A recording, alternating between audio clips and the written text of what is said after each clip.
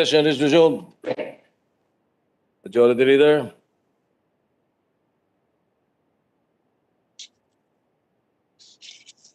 Thank you very much, Mr. President. I completely forgot it was a resumption of session. We just suspended 2 weeks ago. Welcome back to all those online and to all our colleagues that are here as well. Welcome back to the resumption of session. We'd also like to give of course, a bit of a prayer to Senator Lito Lapid, who we found out today is positive with COVID-19. We're praying for your speedy recovery, our dear Pinuno, Senator Lito Lapid. Mr. President, I move that we proceed with the reference of business. The Secretary will proceed with the reference of business.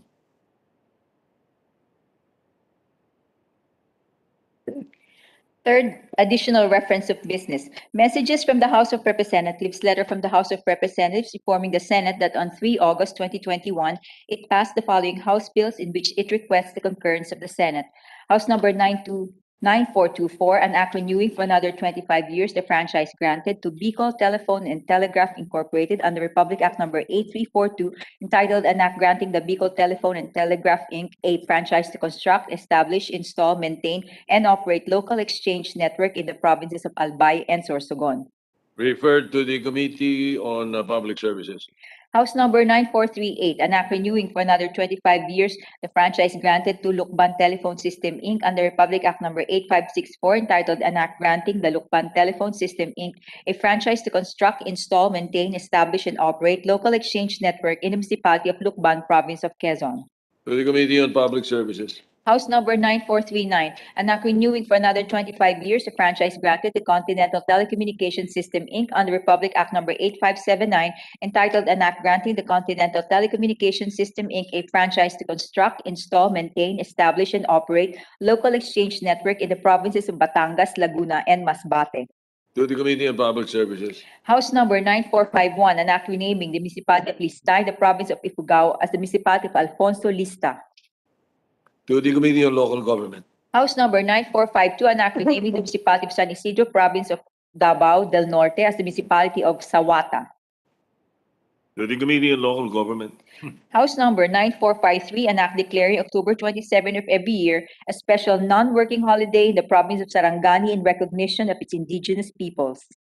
To the Committee on Cultural Communities. House number 4053, an act converting the road stretching from Barangay Banga to Barangay Aliis, all in Bayawan City, the province of Negros Oriental, into a national road and appropriating funds therefore.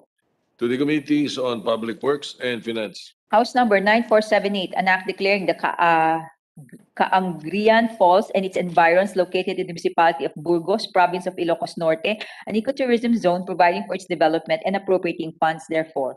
To the Committees on Tourism, Environment, and Finance. House number 9479, an act declaring the Maruaya Farm, Tourism, and Agro-Industrial Site located in the municipality of Pidig, province of Ilocos Norte, a farm tourism destination, providing for its development and appropriating funds therefore. To the Committees on Tourism and Finance. House number 9517, an act declaring the immediate environs of the Diocesan Shrine of St. John the Baptist Church, known as Taong Putik Dambana ni San Juan Bautista in Barangay Bibiklat, municipality of Liaga, province of Nueva Ecija, a tourist destination, providing for its development and appropriating funds therefore. Referred to the Committees on Tourism and Finance. House number 9519, an act declaring the immediate environs of the Immaculate Conception Parish Church, Sanctuary of the Holy Face of Jesus in the municipality of Nampicuan, province of Nueva Ecija, a tourist destination, providing for its development and appropriating funds therefore. To the Committees on Tourism and Finance. House number 9532, an act declaring the Cebu Safari and Adventure Park located in Barangay Corte, municipality of Carmen, province of Cebu, a tourism destination. To the Committees on Tourism and Finance. I'm sorry, tourism only. House number 9542, an act declaring the immediate environs of the San Pablo Church located in the municipality of San Pablo, province of Isabela, a tourism destination and appropriating funds therefore. To the Committees on Tourism and Finance. House number 9550, an act declaring the Dibulo Falls, located in the municipality of Dinapigay, province of Isabela, an ecotourism destination, providing for its development and appropriating funds therefore. To the Committees on Tourism, Environment, and Finance.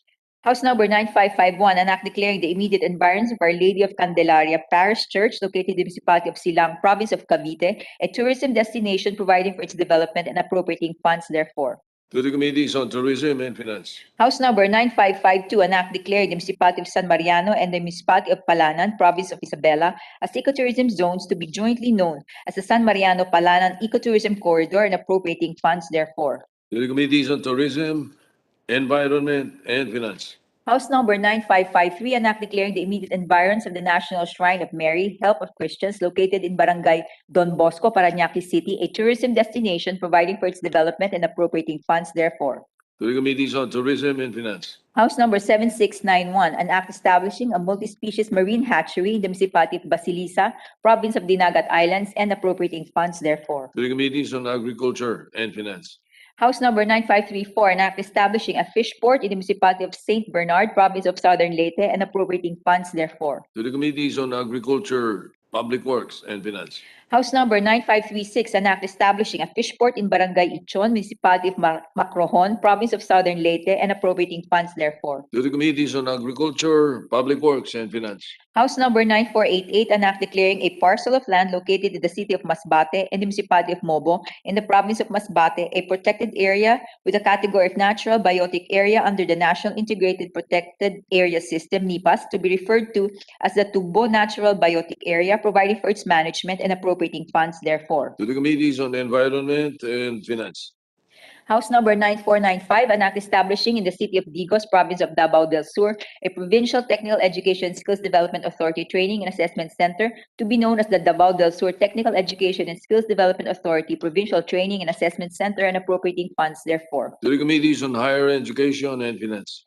House Number 9496, an act establishing a technical education skills development authority training and assessment center in the municipality of Pidig, province of Ilocos Norte, to be known as the Rangay Iti Amin Technical Education and Skills Development Authority Training and Assessment Center and appropriating funds therefor. To the Committees on Higher Education and Finance.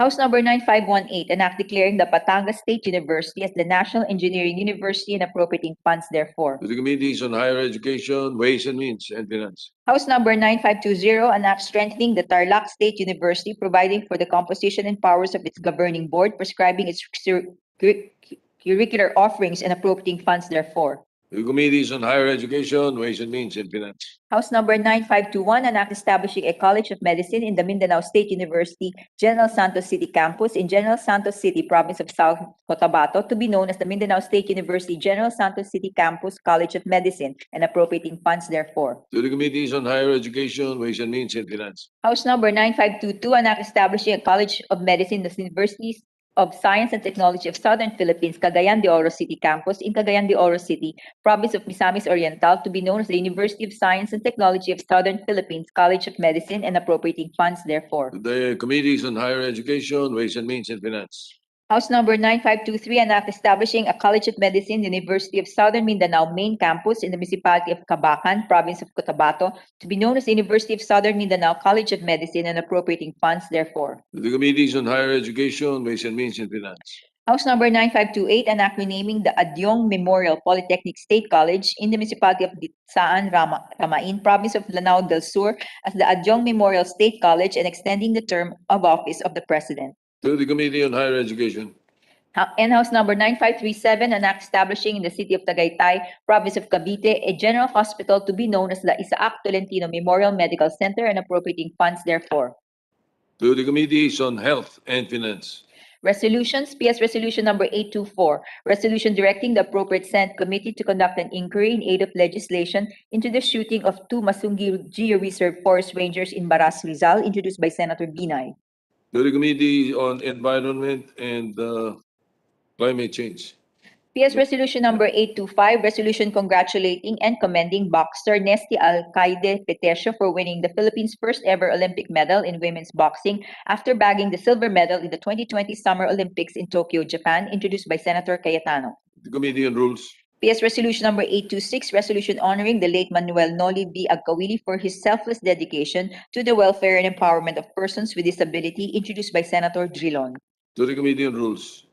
PS Resolution Number 827, Resolution directing the Senate Committee on Accountability of Public Officers and Investigations to conduct an inquiry in aid of legislation into the delay in the payment of claims of private hospitals by the Philippine Health Insurance Corporation, PhilHealth, involving COVID-19 cases, introduced by Senator Marcos. To the Committee on Health.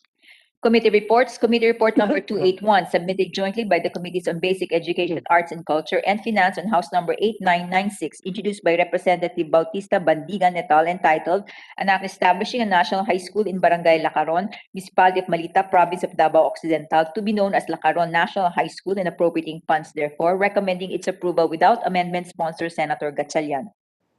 To the calendar for ordinary business. Committee report number 282, submitted jointly by the Committees on Basic Education, Arts and Culture, and Finance, and House number 8814, introduced by Representative Ko et al., entitled An Act converting the Villa Elementary School in Barangay Villa, Municipality of Esperanza, Province of Masbate, into an integrated school to be known as the Villa Integrated School, and appropriating funds therefore, recommending its approval without amendment, sponsor Senator Gatchalian. To the calendar for ordinary business. Committee report number 283, submitted jointly by the Committees on Basic Education, Arts and Culture, and Finance, and House number 83384, introduced by Representative Chato et al., entitled An Act establishing the Bohol First Congressional District Library in the Municipality of Balilihan, Province of Bohol, and appropriating funds therefore, recommending its approval without amendment, sponsor Senator Gatchalian. To the calendar for ordinary business. There is a fourth additional reference of business. You may proceed. Fourth additional reference of business bills on first reading, Senate number 2347, an act adjusting the monthly pension and disability benefits of retirees of the Department of Foreign Affairs, introduced by Senator Lacson. To the Committees on Government Corporations, Foreign Relations, and Finance. Senate number 2348, an act renaming the Literacy Coordinating Council to the National Literacy Council, strengthening its powers and functions, streamlining its membership structure, providing its local support mechanisms, repealing for the purpose Republic Act number 7165 as amended, appropriating funds therefore, and for other purposes, introduced by Senator Gatchalian. To the Committees on Basic Education and Finance. Senate number 2349, an act promoting workers' health and wellness by providing incentives to employers for the implementation of workforce wellness and workplace improvement programs, introduced by Senator Marcos. To the Committees on Health, Labor, Ways and Means, and Finance. Senate number 2350, an act creating an agricultural pension program to provide social security and pension benefits to farmers and fisherfolk, introduced by Senator Pangilinan. To the Committees on Agriculture, Social Justice, and Finance. Senate number 2351, an act institutionalizing the grant of benefits and compensation to public and private health workers in the event of a public health emergency as declared by the President of the Philippines and providing funds therefore, introduced by Senator Pangilinan. To the Committees on Health and Finance. Senate number 2352, an act exempting donations and rewards given to national athletes and coaches from taxes, amending for the purpose Section 4 of Republic Act number 10699, or the National Athletes and Coaches Benefits and Incentives Act, introduced by Senator Angara. To the Committees on Sports, Ways and Means, and Finance. Senate number 2353, an act strengthening and institutionalizing the Barangay Primary Health Care Program, providing security of tenure, benefits, and incentives to barangay health workers, amending for the purpose Republic Act number 7883, also known as the Barangay Health Workers Benefits and Incentives Act of 1995, and for other purposes, introduced by Senator Angara. To the Committees on Health, Local Government, and Finance. Senate number 2354, an act to strengthen the Philippine creative industry through expanding the coverage of the Balik Scientist Act, amending for the purpose Republic Act number 11035, and for other purposes, introduced by Senator Angara. To the Committees on Science and Technology and Ways and Means. Senate number 2355, an act establishing an academic recovery and accessible learning program, appropriating funds therefore, and for other purposes, introduced by Senator Gatchalian. To the Committees on Basic Education, Ways and Means, and Finance. Senate number 2357, an act instituting the Magna Carta of Filipino Seafarers, introduced by Senator Zubiri. To the Committees on Labor and Foreign Relations. Committee reports. Committee report number 284, prepared and submitted by the Committee on Foreign Relations on PS Resolution number 832, entitled Resolution Concurring in the Accession to the Convention on Temporary Admission, recommending its approval without amendment, sponsor Senator Pimentel III. To the calendar for ordinary business. Committee report number 285, prepared and submitted by the Committee on Trade, Commerce, and Entrepreneurship on Senate number 2356, introduced by Senator Pimentel III, entitled An Act amending Republic Act number 10642, otherwise known as the Philippine Lemon Law, and for other purposes, recommending its approval in substitution of Senate number 2064, sponsor Senator Pimentel III. To the calendar for ordinary business. Majority Leader. Thank you very much, Mr. President. Mr. President, some housekeeping. I move that we dispense with the reading of the journal of the fifth session, Tuesday, August 3, 2021, and consider the same as approved. So moved. Yes, this was deferred earlier. All right, any objection? Hearing none, the journal is approved. Thank you very much, Mr. President. We have colleagues of ours who would like to avail of the privilege hour, Mr. President. May we recognize our distinguished colleagues from Pangasinan, Iloilo, and the Republic of the Philippines, no other than Senator Grace Poe to deliver a privilege. All right, Senator Grace Poe is recognized for the privilege hour. Yes, good afternoon, Mr. President, dear colleagues. I rise before you on a matter of personal and collective privilege to call this chamber's attention on the continuing problem that is the motor vehicle inspection system. Matatandaang inirekomenda ng Committee on Public Services at inapruba ng Senado ang pagbabasura ng DOTR Department Order 2018-019 sa kabila ng napakaraming problema na idinudulot nito sa mga motoristang gustong magparehistro ng kanilang sasakyan. Matapos ang hearing natin kung saan nabigong ipaliwanag ng maayos ang programa, sumang-ayon ang Malacanang sa pagpapatigil nito. On February 11, 2021, PMBIC testing was made optional again.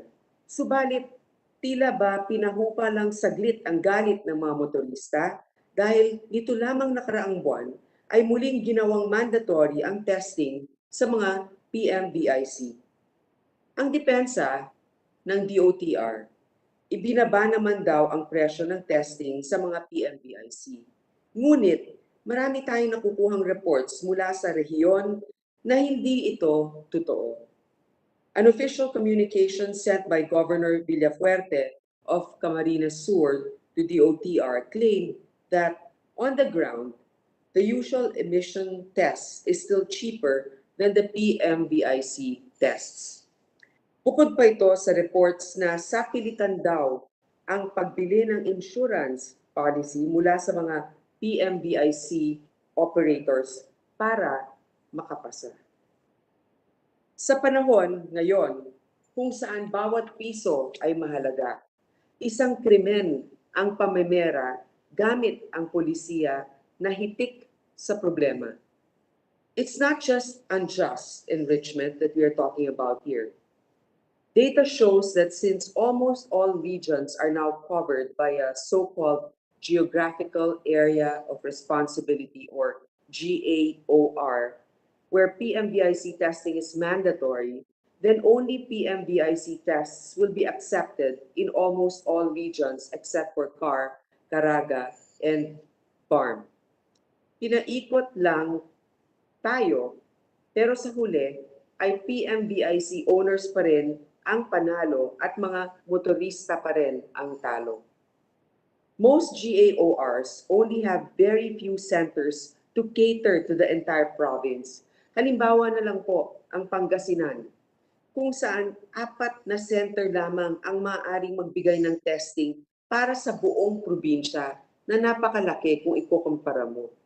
So ang nangyari, nagsisiksikan ang mga motorista na magpa-test sa isang MBIS dahil nga iilan lamang sa probinsya nila ang meron nito. Ngayon pa na may problema tayo sa pandemya, pagsisiksikan natin ang ating mga kababayan sa mga limitadong testing centers.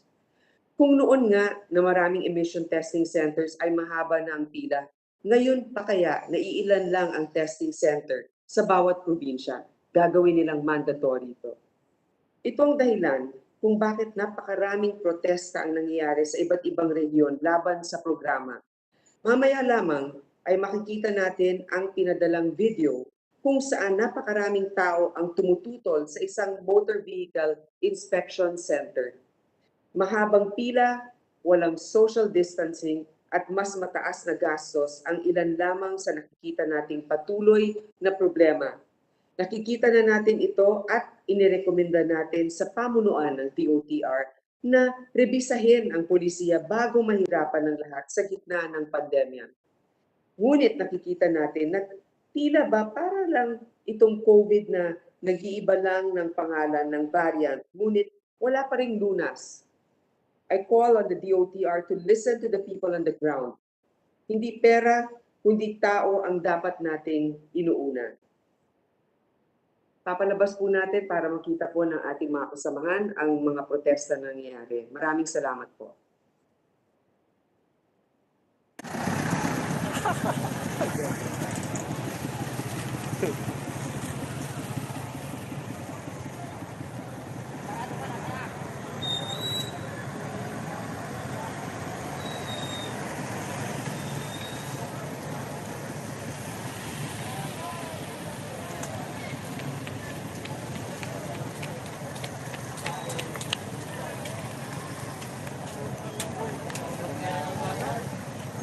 Amin kuwada mo na.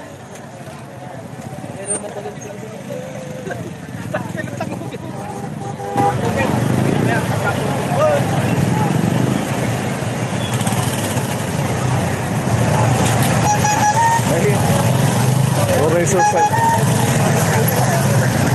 Oray social distancing hanggang tiliwan.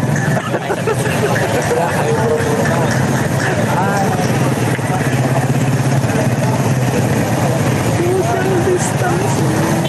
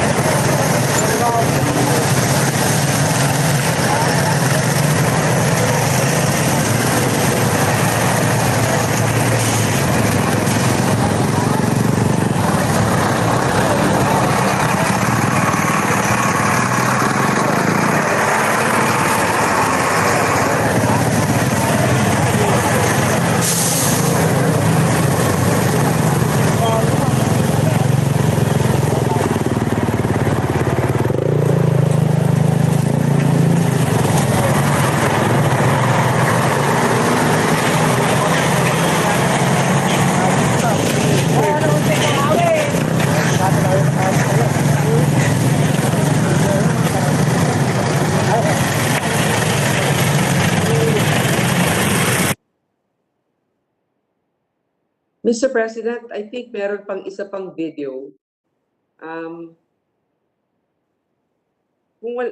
Eto. may baga kanyayo the rules da nga the speedometer kunada awanan na po. Awanan. Ayaw nila pumayag. Handa nga ag-stricto di speedometeran kano.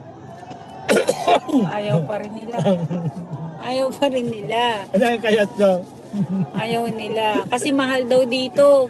Mahal dito. Mahal. Dito Oo, talaga kaya mahal. nga, yung hinaing niya, Ang mahal. yung dagay problema yo, maamuan na di nga to kano, da kita, at least, Bawasan. imbaga na yung Madam LTO, nga, amin data nga, Yung happy watching. problema, makarating din nga to. Gamin, kanya dati desisyon, hanggang po kanya dati desisyon.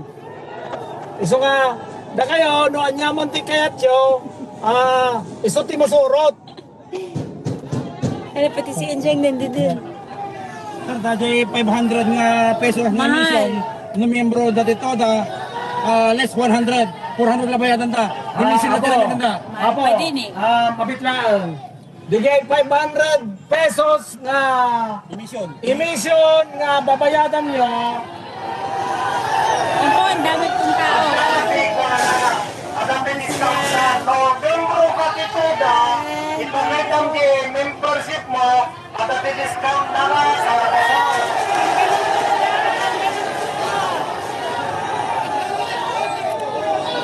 Mr. President, medyo mahaba ito, no? Pero ito yung nasabi sa atin translation dito, na napakamahal nga daw. Tapos sabi, kung TODA member kayo, bababaan na lang to 400. Ayaw pa rin pumayag. Gusto ng mga trike driver, ay hindi, parang 500 babaan ng 400. Gusto kasi ng mga tricycle driver na babaan na nga sa 400 pesos. Pero hindi lamang yon. Parang may sinabi pa na sabi ng representative ng LTO, hindi na raw sila magsistrikto sa mga speedometer. So papayagan na lang daw nila yon. Pero ayaw, in short, parang they're going to go around that regulation na para pumayag na yung mga drivers na magpa-test doon. So ito yung nangyayari habang tayo ay nagpapairal ng social distancing at syempre na maging ligtas ang ating mga kababayan, ganito naman ang mga nagiging regulasyon ng ibang departamento. Kaya mas lalo tayong nagkakagulo at nagkakaroon ng hawahan. So, Mr. President, sana naman sa panahon ngayon na maraming nahihirapan, maging mas sensitibo ang mga kasamahan natin sa gobyerno. Yun lamang po. Maraming salamat, Mr. President. All right, thank you, Senator Po, the Majority Leader. Thank you very much, Mr. President. Mr. President, I move to refer the speech of the lady senator to her committee, Committee on Public Services. Any objection? Hearing Mr. none, President? Senator Ralph Recto is recognized, the President Pro Tem. Yes. Yes, thank you, Mr. President. Would the distinguished lady be amenable to just answer a few questions regarding her privilege Yes, speech? yes. Of course, Mr. President. Go ahead. Thank you, Mr. President. Thank you.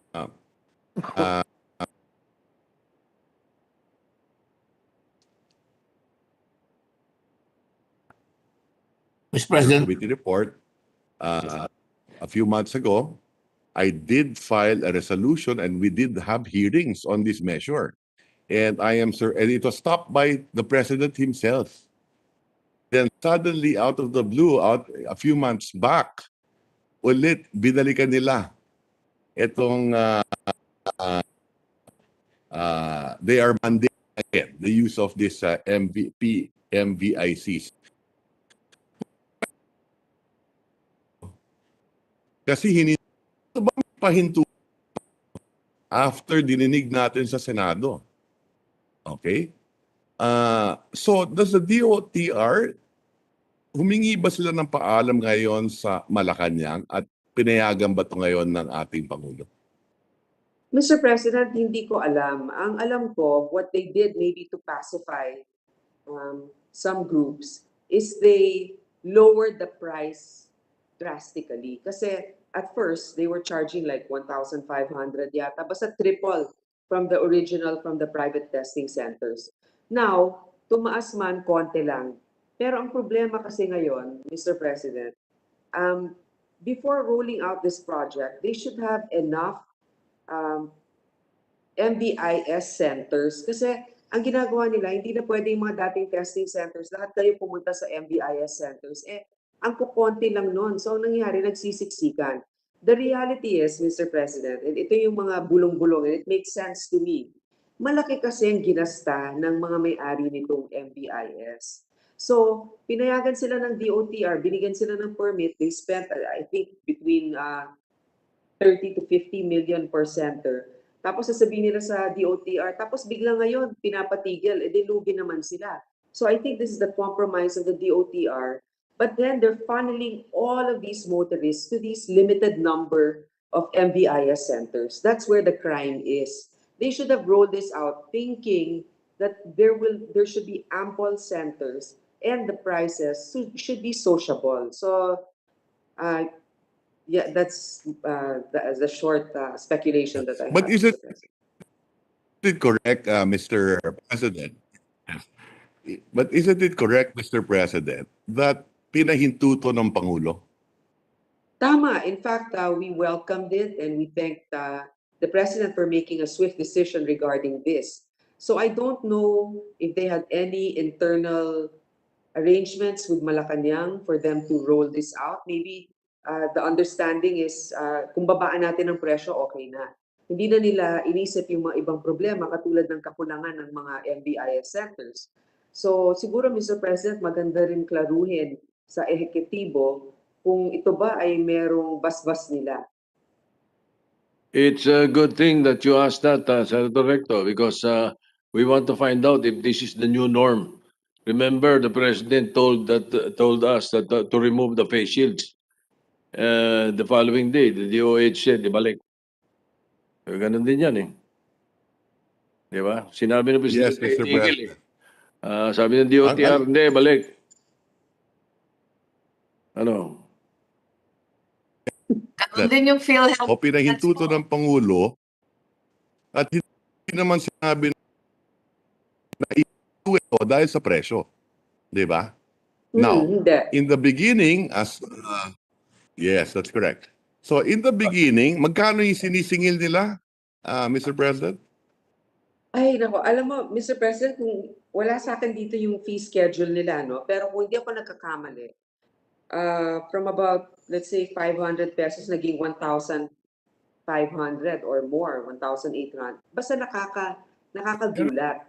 So, yun ang nag-umpisa ng ating pagdinig. Correct. And I filed a resolution for us to investigate it. No? And because of Yes. that, we had a hearing and we passed the committee report at hininto ng Pangulo. Okay? Correct. Kung hindi Correct. ginawa yun, may monopolya na at ang tao ngayon nagbabayad ng 1,500 mahigit. Okay? So kung pinahinto ng Pangulo yan, isn't it prudent na dapat yung sekretary ng DOTR live niya yung programang ito ay magpaliwanag muna sa palasyo at humingi muna ng basbas bago ipagpatuloy ulit ang programang ito? Wouldn't Yun that nga- be the more prudent action? Yun nga po, Mr. President, syempre hindi naman natin alam lahat ng galaw dun sa executive branch, no? Kung meron ba sila talagang pag-uusap ukol dito para ipagpatuloy. Pero magandang klaruhin siguro yan. Dahil nga, hindi lang naman, gaya nga ng sinabi natin, hindi lang naman presyo lang ng testing ang ating kinukondena dito. Kasama na rin po dito yung pagpili nila ng mga concessionaires nila. Bakit yun ang mga napili? May tamang bidding ba? Sino-sino ba itong mga may-ari na ito?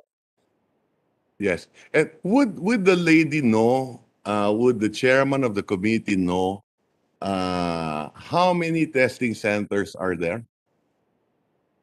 Mr. President, I think if I recall correctly from our last hearing, I think there are less than 50 testing centers. And then even with the 50, I think only about a little more than 25 was operational at that time. So, Okay. I mean, when you think about how vast our country is and you have only that many number of testing centers, you should really expect that there will be chaos in these centers. And ilan naman kaya ang magpaparehistro dun sa 50 testing centers, Mr. President? How many vehicles on the average yearly ang nagpaparehistro? Basta, Mr. President, okay, I don't want to invent facts, no? I can certainly answer that at the proper time and or supply the good senator from Batangas the data. But what I recall is that per testing center, if we just say that they were operational for 24 hours a day, that it will take years for them to accommodate the number of people that will go to those testing centers. Yes. And how many vehicles do we have in the country? Isn't it that we have roughly what? 27 million vehicles, 18 million tricycles, and maybe 9 million other vehicles, if I remember the numbers correctly. Well, Mr. President, just put it this way. Supposedly, one of every 3 families in the country has a motorcycle. So if, aside from that, some will have multiple motorcycles, not to mention the public vehicles that we have. So if we're about 110 million people, I think it would be safe to say that even a fourth of that would be at least 30-something million vehicles that Okay. need to be registered. And if there are that number of vehicles to be registered every year at magbabayad sila How much is it? Or 1,500 per vehicle? Basta sir, ang alam ko, okay, ito yung So naano natin. billion ang pinag-uusapan dito. Is that correct? Di ba parang, I remember, Mr. President, we were talking like the generated income would be about 10 billion or 8 billion pesos a year, and they just paid Parang like 15 billion if I recall eh. Yes. oh, and magkano po ulit, Mr. President? Mga 15 billion or more. O No? basta, a lot of And then money. would that be divided by 25 testing centers? Right, and they only paid a minimal fee to get their permit to operate. Parang, basta, ang laki ng mawawala ang laki ng mawawala sa gobyerno dito sa mga binigyan nila ng permit to operate. What I have now is, well, as of now, there are 9.2 million vehicles registered so far. Plus 18 million motorcycles. Is that correct? Most likely, Mr. President. Okay, so that is the total universe na kailangan magparehistro. And the gentle lady mentioned that there are only, 25, 50 testing centers? Well, supposedly now they claim, because I just got this, they have about 600 now, PMVIC testing. PMVIC testing is at 600. Oh, no. I'm sorry, I'm looking at the price. No, yes, there are about 50. About 50, if I'm not mistaken. From the last time, there are 62 now, as of August 6th. There are 62 PMVICs. Okay. To cater And if to, you were to, yes. so if we have 9.2 registered vehicles plus the motorcycles, I guess we can do the math. How are we going to cram them in the 62 PMVICs? That's about 290,000 vehicles per PMVIC. I suppose, yeah. So that's Diba? yeah, and how many would that be? Let's say 25 minutes per day. Including the right.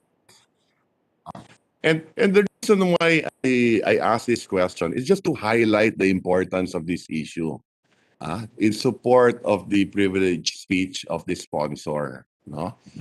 Napahinto na natin to a few months back. Kinampihan tayo in a rare occasion, kinampihan ang Senado ng Palasyo. And we congratulated the Palace for doing so. Ang nakakagulat, after a few months, ulit, we are back to the same problem. Parang talagang pinipilit itong PMVIC na hindi well thought of during our hearing. Lahat ng issue. Didn't we invite also engineers, transport engineers from UP? I think that would be a good idea just to give a more logical and scientific perspective. Yes, no? So on and so forth. So I do not want to belabor the issue at this point. I do not have my files with me. But let me congratulate the sponsor for taking up this issue today dahil marami ang nagre-reklamo kahit dito sa amin, dito sa PMVIC. So thank you, Mr. President, Madam Sponsor. Thank you very much. Thank you, Mr. President, for the support of our hardworking gentleman from Batangas.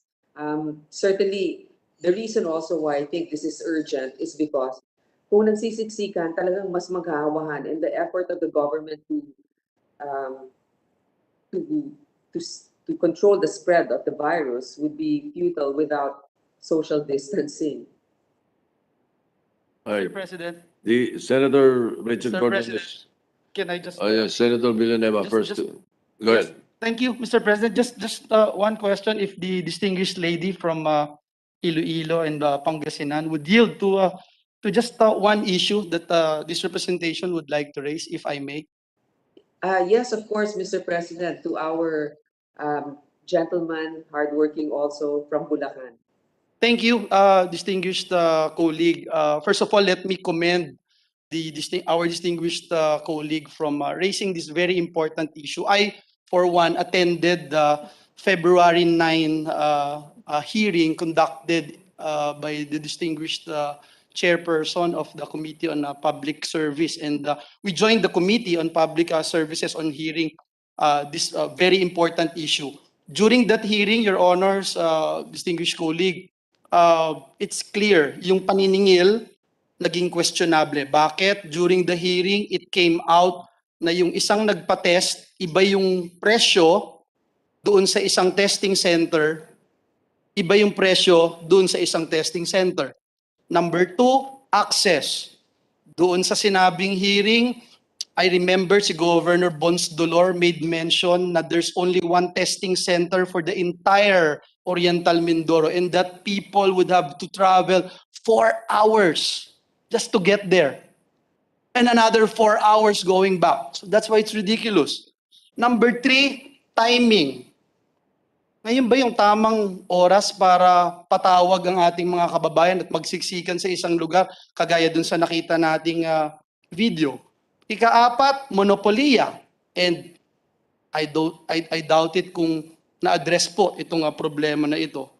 Ika-lima, yung binabanggit ng ating chairperson, even during that hearing, I remember her saying, keep on repeating, yung papaano yung naging proseso sa pagpipili ng mga concessionaire. So, my question, Madam Sponsor, distinguished colleague, ito ho ba ay na-address na ng ating DOTR, ng ating LTO, bago bigla na lamang sila tumuloy pa rin dito sa napakahalagang issue ng MVIC, Your Honor? Mr. President, first of all, I would like to thank our colleague from Bulacan for recapping or summarizing the basic discussions of our hearing. What he mentioned is all correct. All of those things are the major questions that we had then. And to answer his question, yung sinasabi nga natin noon na paano naman yung 50 plus centers lang na meron kayo para bigyan ng serbisyo ilang milyon ng mga magpaparehiso ng sasakyan. Obviously, at this point, it increased a little bit, but it's 62 centers. So kung 45 to 50 sila dati, it only increased by 12. Kulang pa rin yun, di ba? So that's number one that wasn't addressed. Now, number two, about the concessionaire, paano nila pinili yun? Until now, it's not really clear to me. They really haven't answered our questions about the regularity of their bidding process. Number three, when it comes to the costs, well, of course, it really did go down. That's because there was a clamor against it. But it's still a lot higher than the previous fees that they were charging, which at this time, again, we're going back to the timing, is wrong. So, Mr. President, to answer the question of our colleague and to thank him also, mukhang hindi naman talaga naayos pa yung mga katanungan natin sa kanila, yung mga problema na dapat inayos muna nila bago ni-roll out ito. Thank you, distinguished colleague. Clearly, hindi po na-address yung mga problema at mga kinwestiyon at ni-raise natin during the hearing. One last thing, distinguished colleague from Pangasinan and Iloilo. I remember raising this particular issue and perhaps if we could ask the chairperson of the Committee on Public Services if LTO already relayed to her as chair of the Committee on Public Service the actions that they are doing when we raise the issue of complaints to LTO. For example, Your Honor, distinguished colleague, during the hearing, I remember, meron pong isang clear example doon na nagpa-test po siya doon sa isang testing center, bumagsak po siya. Pero nagpa-test siya doon sa kabilang testing center, pumasa na ho siya. I recall that clearly, Mr. President, distinguished colleague, and I raised this issue and asked LTO, what are you going to do with this? Ang sabi ho nila, they will investigate and that they will give us their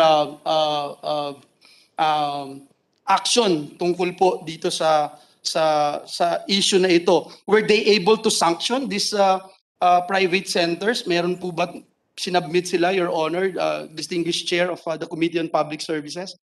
Ay, Mr. President, alam mo, yun po yung parang kulang talaga yung communication eh. Basta na lang alam natin, unilaterally nagdidesisyon sila. Unfortunately, wala sila pong update na binigay tungkol dun sa mga issues na na-raise natin, lalong-lalo na yung mga complaints tungkol dun sa mga ibang centers. Kaya nga, alam mo, ito, na-refer na po ito. Actually, I think it was, I thought I think that an exhaustive investigation by the Blue Ribbon Committee is warranted. On the other hand, we can do a parallel one with regards to the process of operations being done by the DOTR. Obviously, I think there may be an anomaly here, which the Blue Ribbon Committee can competently investigate, but our duty as in public services is to look at the processes of the DOTR, if they're actually effective or if they're an added burden to our motorists. Thank you, distinguished colleague, Senator Grace, and I joined the sponsor in her privileged speech to look into this very pressing issue, especially at this point in time when we talk about timing, when we talk about the surge of COVID in our beloved country. I think the timing is very important, perhaps more important than the pricing that we have raised before, the accessibility, the monopoly, even the process of choosing these concessionaires that would run these testing centers. Again, I join the distinguished honor from Iloilo and Pangasinan, and also our colleagues in looking into this very important issue. Thank you very much, Mr. President. Thank you, distinguished colleague. Right, Senator Rachel Gordon. Rachel Gordon is recognized.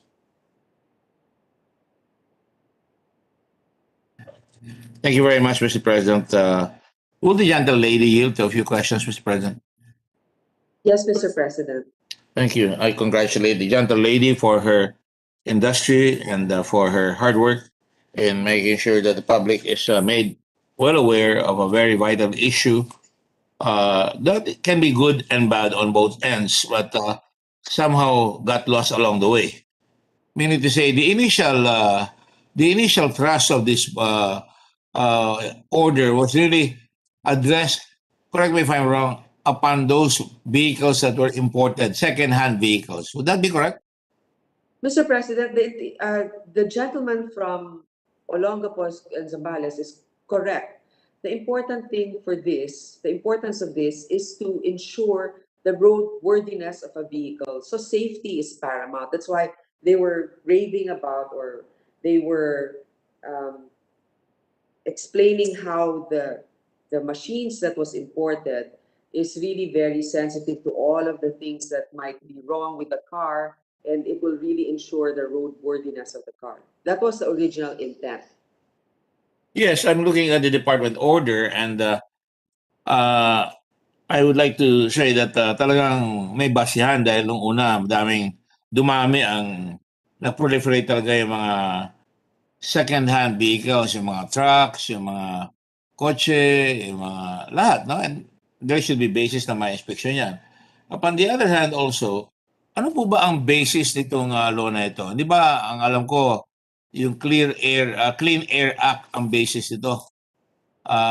Pero naging public safety concern na in terms of land transportation. Would that be correct, ma'am? Yes, of course, all of these initiatives had its root from the Clean Air Act. I mean, aside from that, also all of the different road accidents and tragedies that we experience, even with the private motor, with the public motor vehicles, for example, even the buses, it's good that we have a reliable testing system. Now, even the old private testing centers could be effective in doing this if the DOTR or the LTO will just mandate a uniform testing center, testing system for them that can be affordable but effective. Yung isa pa nga doon na sinasabi natin, may budget kasi para yung government mismo ang magtatag ng MBIS. Binigyan natin ng budget, di ko na matandaan exactly how much. Pero hindi nila ginamit para doon. Instead, binibigay nila sa private sector para gawin. Pero naman, yung cost naman, magiging prohibitive. Ma'am, thank you. Lumalabas ba na ang gusto ninyo parang free enterprise, katulad ng sinabi ng ating kaibigan na masipag rin, si Senator ng Bulacan, si Joel Villanueva, na ang lumalabas parang may monopoly ang pinoproteksyonan. Imbis na i-open ito sa free enterprise, di ba, lahat magkakaroon, ang gagawin lang nila, provided they follow the standards, accredited yon. Pero ang lumalabas dito, namili lang sila ng ilan, at katulad nga na sinabi ni Senator Villanueva, nakakahug ang mga tao dahil pinili monopoly, no choice ang tao. Di ba, sa Mindoro ba yun? Napupunta pa sila sa malayong lugar bago makaabot. That is really oppressive, di ba, sa mga tao. So, ibig sabihin, nawala ata sa purpose yung ginagawa ng DOTR. Ang lumalabas para bang in pursuit of hindi equal opportunities for the few. Well, Mr. President, that's exactly why we wanted them to be transparent about their selection process, which unfortunately is still very vague to us. Why are these, let's say, initial 45 owners or concessionaires given that opportunity? We're not even aware that it was open to the public for bidding. Kaya the gentleman from Zambales is correct by also asserting, is there something, are there a few that are possibly favored for this at the expense of the public? Well, ako, ang tinatamaan dyan yung free enterprise. Halimbawa ako, gusto ko mag-negosyo ng ganyan, pababaan. Gagawin ko yung standards ng DOTR na sinasabi nila para sa safety at saka para sa Clean Air Act. Halimbawa, si Senator Dilong, gusto niya maglagay rin ng private enterprise na gano'n. Pero anong nangyari dito? Iba eh. Anong nangyari hindi pinapayagan lahat. Namimili lang sila ng ilan. Yun ang masaklap dito, hindi ba? Opo, Mr. President, kasi kung mas marami sana ang pwedeng magkaroon ng center, mas bababa yung cost, di ba? Para sa ating mga kababayan kasi may kompetensya. Basta lang may standard na sinusunod kung ano dapat ang kanilang pamamalakad ng kanilang testing centers. That's correct. So I would imagine kung free enterprise yan, anybody can go into business like that, and then they can be subject to the standards. They're allowed to do that, but you don't have to impose certain. For example, I hear galing sa kasa, pasadong-pasado, nung pinatest, baksak. So mukhang nagiging nilang oppressive, nagiging arbitrary, o di kaya naman lumipat sa kabilang testing center, pumasa doon sa kabila, dito sa una bumagsak. So talagang the standards are weak at saka arbitrary, ang tingin ko, Mr. President. So Yes, go Mr. ahead. President, I'm glad that the gentleman raised that issue that they were saying that yung kasa, pasado yung sasakyan. Tapos pagdating doon sa MVIS, bagsak. Yung kasa na nga mismo yung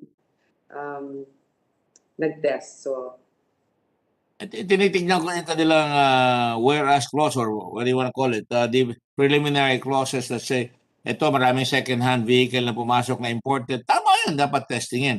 Pero sila sabi dito, marami rin namili ng bagong kotse, kailangan bang inspeksyonin yun?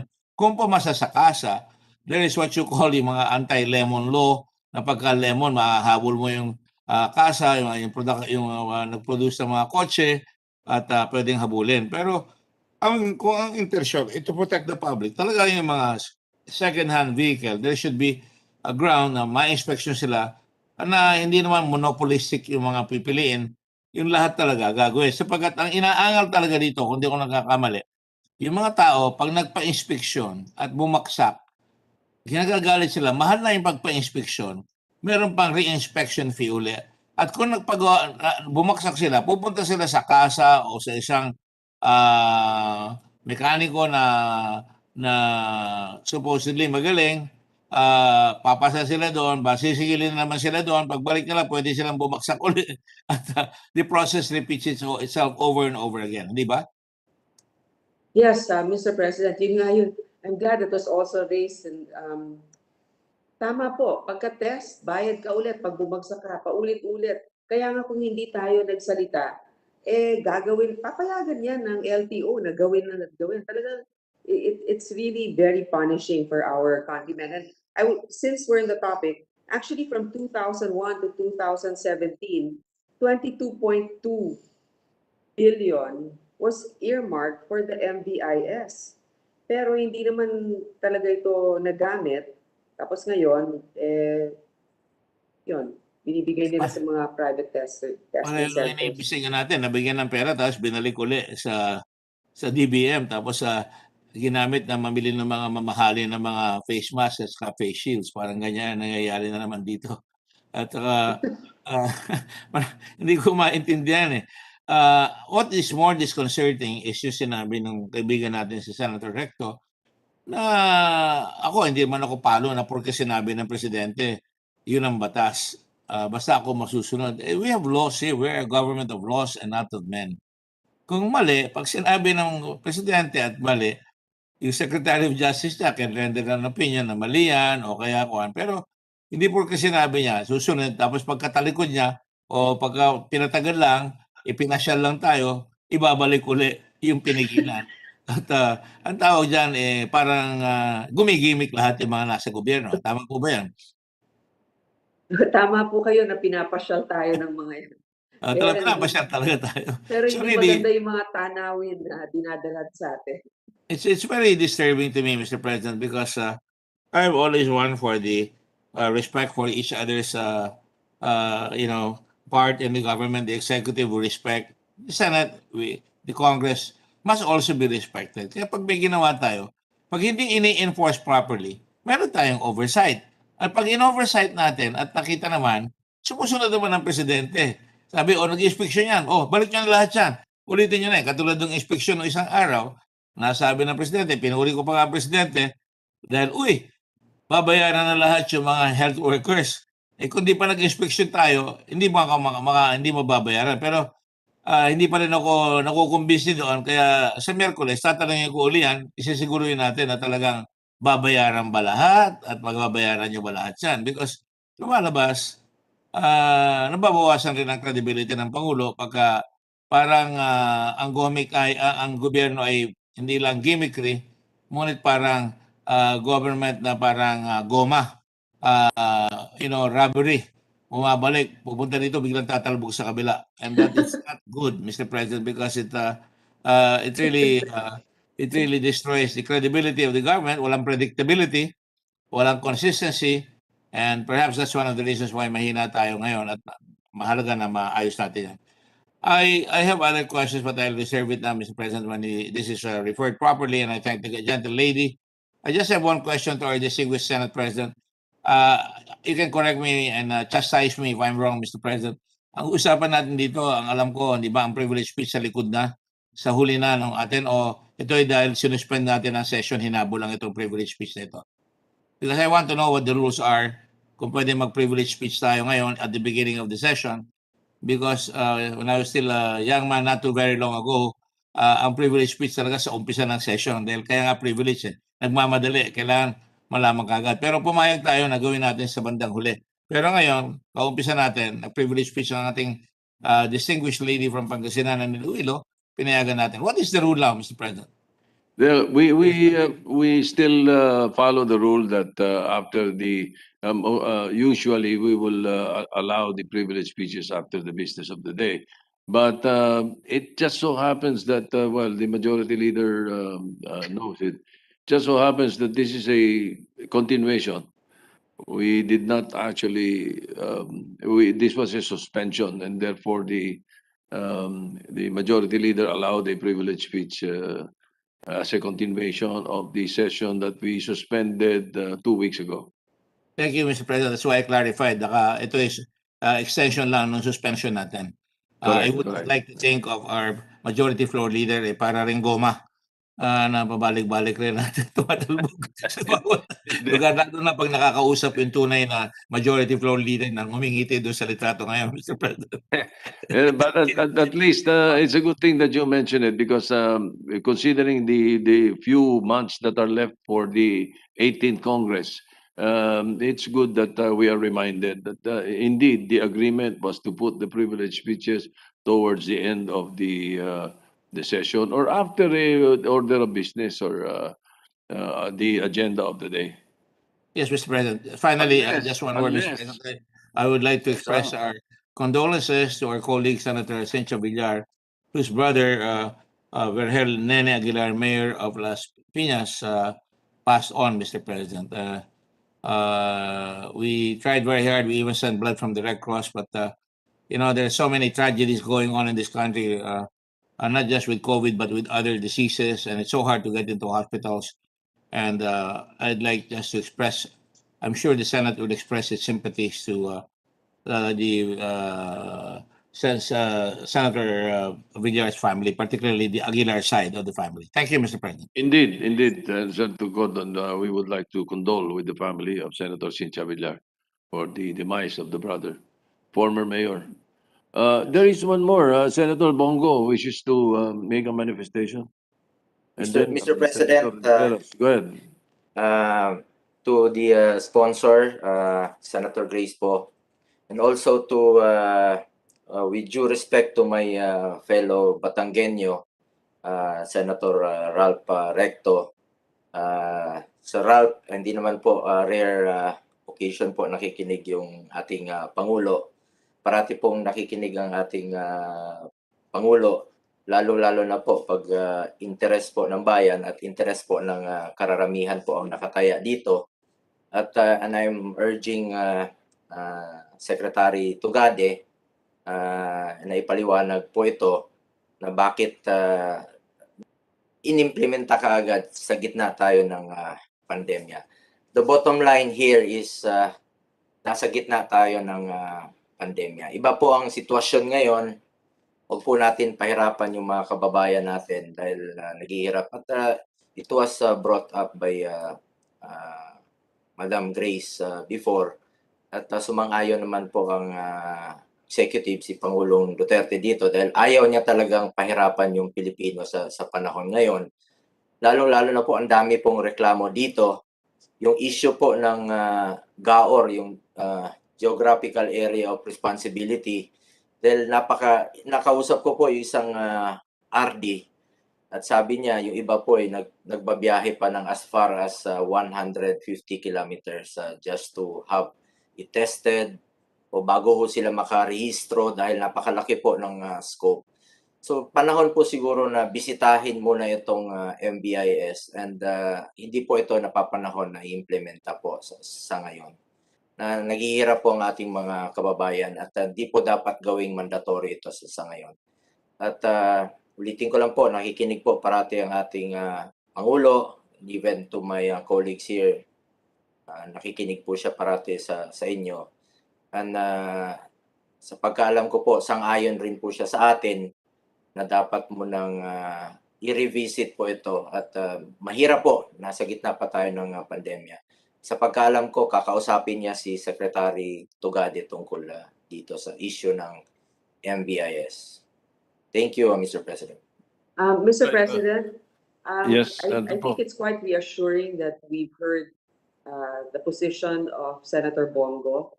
We know for sure that it will reach the President, and I'm sure that many people will appreciate a decision and an action from the executive regarding this.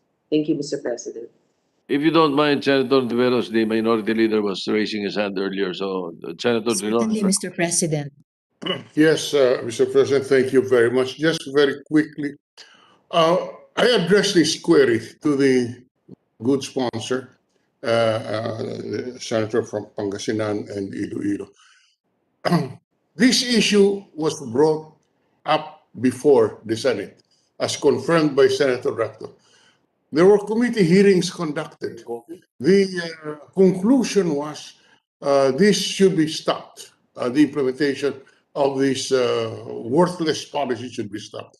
Senator Bongo has manifested that even the president has approved of this of stopping this practice. And yet it would appear from the presentation of Senator Poe that the DOTR and the LTO, for reasons of their own, has disregarded the Senate, has disregarded even the instructions of the president. Is it a time, Mr. President, that we pass a resolution condemning the continued implementation of this policy, which we have already which were already taken up before, wherein the committee has already recommended that it be stopped. No less than the president has ordered the stoppage of this practice, especially as pointed out by Senator Go, this time of the pandemic. This is heartless. Wala na ngang trabaho yung ating mga tricycle driver, yung mga driver natin. Papahirapan pa natin on an issue which can easily be deferred. So is the sponsor willing to consider a motion to condemn this practice of continuously implementing this uncalled for policy of the DOTR? Yes, of course, Mr. President, I thank our brilliant minority leader for suggesting that. On the other hand, a good resolution condemning this, I think, is very timely. You know, Mr. President, just to add to this, and this is a totally different topic, but with the same impact. When it comes to service contracting, the Senate, as well as Congress, approved 5.5 billion, if I'm not mistaken, for service contracting. And the DOTR has only utilized not even maybe a fifth of that only, like about 1 billion something.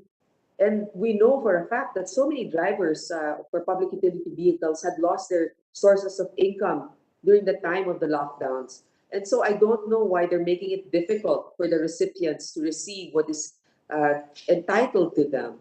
And then not only that, the drivers are not receiving their service contracting ayuda. What's happening now is they're being charged more to have their cars registered. So it's really an insensitive policy of the DOTR at this point.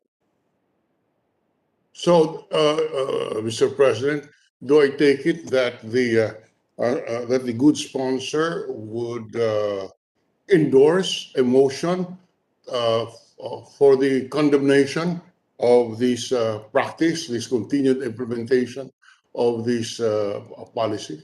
Yes, Mr. President. In that case, Mr. President, with the permission of the sponsor, may I so move that the appropriate resolution, I'm sorry, may I so move that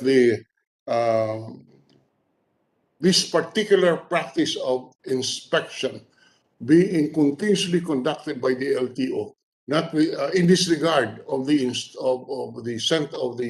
sentiment of the policy of this or the sentiment of the Senate, and in disregard of the instructions of the president, be condemned in its strongest possible terms, so that maybe baka po matauhan at hindi po tayo tigilin po na pinapasyal lang. Hindi lang po yung Senado, pati yung Pangulo.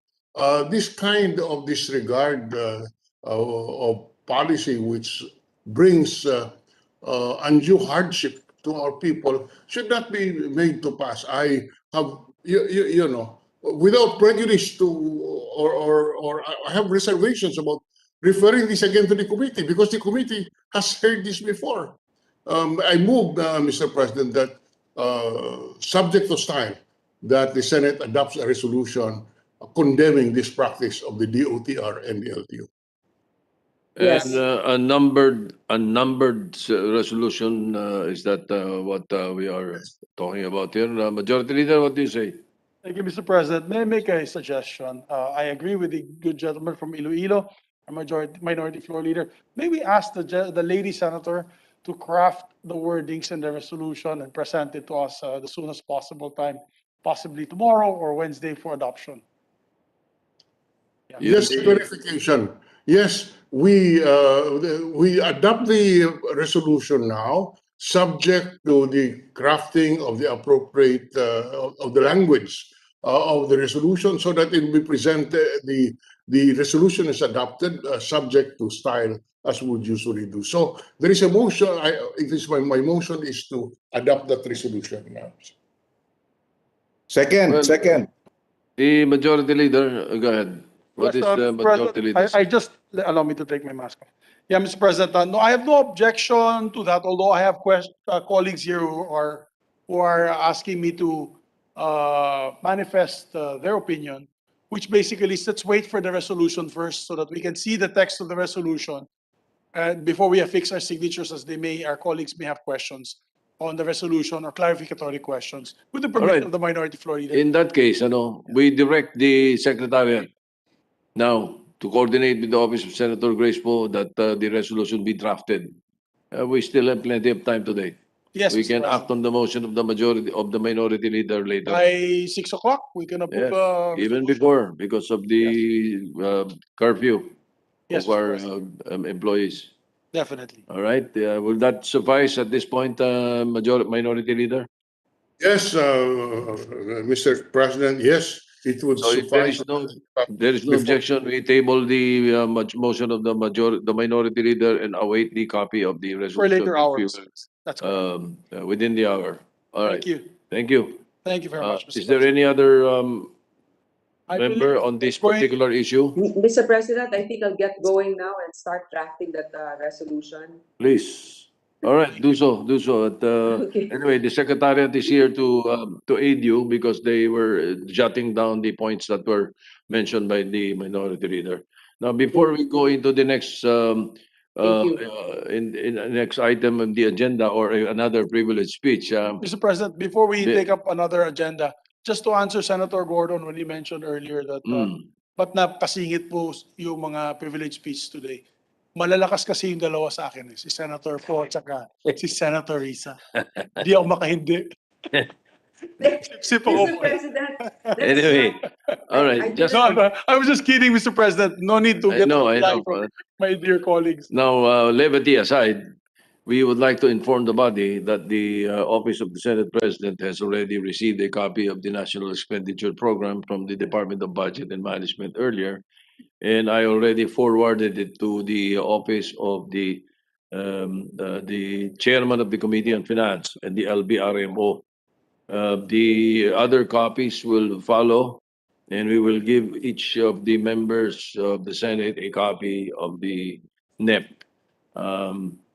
In relation to that, no, for the record, I am in receipt of a letter from Senator Ping Lacson, and he is resigning as Vice Chairman of the Senate Committee on Finance,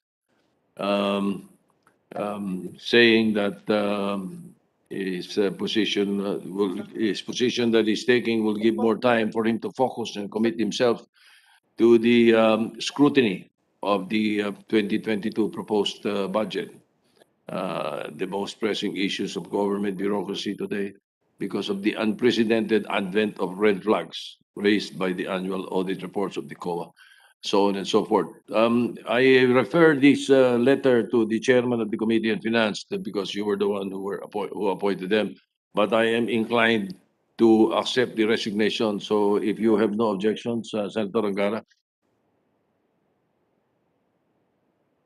You, Mr. President. I'm caught a little by surprise with this development, but I will defer to your recommendation, Mr. President. Of course, Senator Lacson is a big loss to the Committee on Finance, I have to say. All right. So if there is no objection, the chair or the Senate President accepts the resignation of Senator Ping Lacson as vice chairperson of the Senate Committee on Finance. Thank you, Your Mr. leader. President. We just refer to the motion once again that I made. It was not acted upon, which is to refer the speech of the lady senator to the committees. If you may, I believe Senator Grace had mentioned to add the committee or the Blue Ribbon Committee of Senator Gordon, so we can make the primary committee the committee of Senator Gordon. I move that it be referred to the Blue Ribbon Committee, secondary this Public Service Public Services. Committee. All right. Any objection? Hearing none, so referred to the accountability. Mr. Senator President. Gordon? Yes? With all due respect, Mr. President, and I don't refer to any of our colleagues, pwede ba yung sa Blue Ribbon Committee, Blue Ribbon na lang? And of course, I would listen to Senator Poe and all my other colleagues na kung magsasabay sa Blue Ribbon. You can correct me if I'm wrong. Kasi pag nag-submit tayo sa Blue Ribbon, that's practically the whole committee. Kung minsan kinakapos tayo pag sinabi, kailangan makuha rin natin yung majority doon sa kabilang committee. Nangyari na yan doon sa mga previous. Kaya nadadala po ako na magsasabit na report para pagdating doon sa smaller committee, hindi papasa, nagkakaroon ng technicality, hindi mailagay sa floor. So I just want to seek the help and understanding. Yeah. Well, So we could refer, Mr. President, if there's a decline, if the chairman of the committee on Blue Ribbon declines, then we can just leave it to the Public Services Committee. The Blue Ribbon Chairman has a very good point.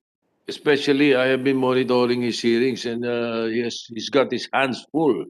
So, Yes, Mr. President. So with that, No, Mr. President, I'm not saying that. All I'm saying is when we submit, kung multiple committees ang humahawak, we have to have the approval. of all. There is a pending, hindi na na-resolve yung sa DENVAC, nasa Committee on Rules yan. With all due respect, tahimik na lang ako dyan. Pero ang mangyayari dyan, ay hintayin ko pa yung kabilang committee na magkaroon ng majority. Di sayang naman yung pagod ng committee, Mr. President. Hirap na hirap kami, tapos mabibitin sa bandang huli. So you will have no objection if we refer it to the Committee on Public Services? No, Simply. Mr. President, it's okay. You can refer it to the Committee on Public Services. It's fine. Therefore, Mr. President, I amend my motion to. Just to be sure, I did not decline it because I cannot handle it. I just Yeah, want to all be right. sure. And I'm again asking the chair to please address my query in the future. Kasi kung ang policy natin, multiple committee ang Blue Ribbon, talagang wala tayong masosolve because kung hindi magma-majority doon sa isang committee, we will be on a deadlock, technical deadlock, so to speak, Mr. President. All right, we will ask the Committee of the Committee on Rules to formulate a pattern on this and to Yes, Mr. President. make sure that if there are subcommittee or committees secondarily referred, should have at least a addendum to the report of the major Yes, committee. Mr. President. We will All right. take note of that and study further. So we move, Mr. President, that the speech be transferred or referred to the Committee on Public Services. Hearing no objection, so referred. Before we take up our next item on the agenda, Mr. President, we just like to put on record today, again, is a sad day and a dark day for our anti-COVID efforts. I think we've logged the highest number of cases today at 18,332. 18,332 cases today. Mr. President, it just came out in my phone, so I'm in shock that it has gone up this high. So all hands on deck, Mr. President. Let's help everyone fight this COVID pandemic, continue our vaccination as well as the health protocols. Sana wala na masyadong matigas ulo. Sana wala masyadong matigas na ulo at follow the health protocols. Yes, we have a curfew. Well, that's really a sad note Yes. because over a year ago, the cases were hovering only in the thousands, 1,001, 1,200. It appears that we did not improve at all. Also because, Mr. President, is the Delta variant. Mabagsik talaga itong Delta. Pamilya-pamilya na po ang nahawaan. Pag nakapasok ang isa sa bahay, buong bahay nahahawa. So, yes, Mr. President, I think someone who would like. Senator Pangilinan is recognized. Yes, just a manifestation on the earlier observation of Senator Meigs, our majority leader, na wag matigas ang ulo. Totoo po yun na kinakailangan mag-cooperate ang publiko. Pero totoo rin po na napakakulang ng ating contact tracing. Kaya hindi natin alam sino ang nahawaan at sino ang potentially carrier.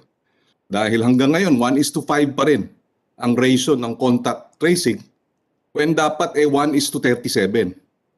At hanggang ngayon, we are hovering at 50,000 testing a day, when Indonesia is doing 160,000 tests a day. So, totoo, we need the cooperation of the public, but we need the IATF to address seriously at hindi itong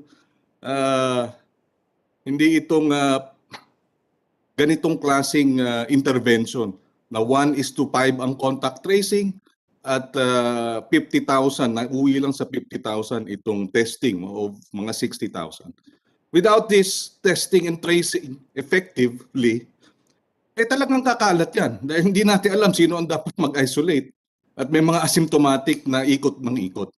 Yun po, for the record, we just wanted that manifested, Mr. President. All right, we will take note of that because later Actually, on, the majority leader and We I, agree that together with Senator Lacson, will be meeting with Yes, the IATF. IATF officials. Actually, we agree take with the good gentleman from Quezon City and Pampanga. I feel it's underreported, Mr. President. Sa amin lang sa Bukidnon, yesterday, or was it today or yesterday, it was about 400, 500, also the highest per daily average.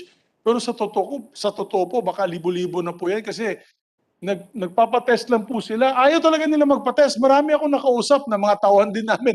Nagkakasipon, ayaw magpatest dahil natatakot sila ma-isolate. So if you're thinking of, if you think about it, I believe this is underreported, the amount of 18,300 a day, today. So yes, we need more contact tracers. We need more testing available to our people. Particularly, Mr. President, sa outskirts of Metro Manila. With due respect to my colleagues here in NCR, kami po sa probinsya naiinggit po sa mga numero na pinapakita at mga tao nakapila sa vaccination centers. Sa totoo lang po. Ang sabi sa akin ng mga mayors at mga constituents namin sa Mindanao, sa Visayas, sa Northern Luzon, sa Southern Tagalog, nagalit na nga po si Governor Remulla. Ang sabi nila, sana all. Sana all. Di ba? Sana po sa next batch, kaya mabuti po we're meeting with the leadership of the IATF tonight, hopefully, so that we can resolve some issues before the meeting on Wednesday, the hearing on Wednesday. However, Mr. President, talagang kailangan nila mag-reformulate ng formula or come up with a new formula, reformulate a scheme wherein the vaccines may reach all parts of the Philippines. This Delta variant can cripple the healthcare services of small provinces, island provinces, isolated areas.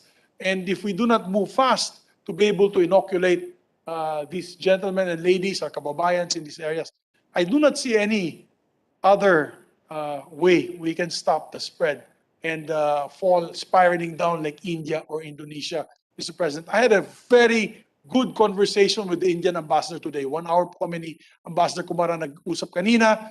And during our Zoom meeting, kwento niya yung nangyari sa India. From a high of 450,000 cases a day, Mr. President, they are now down to 30,000 cases a day. Bakit po? They are inoculating, they are vaccinating between 5 million to 8 million people a day.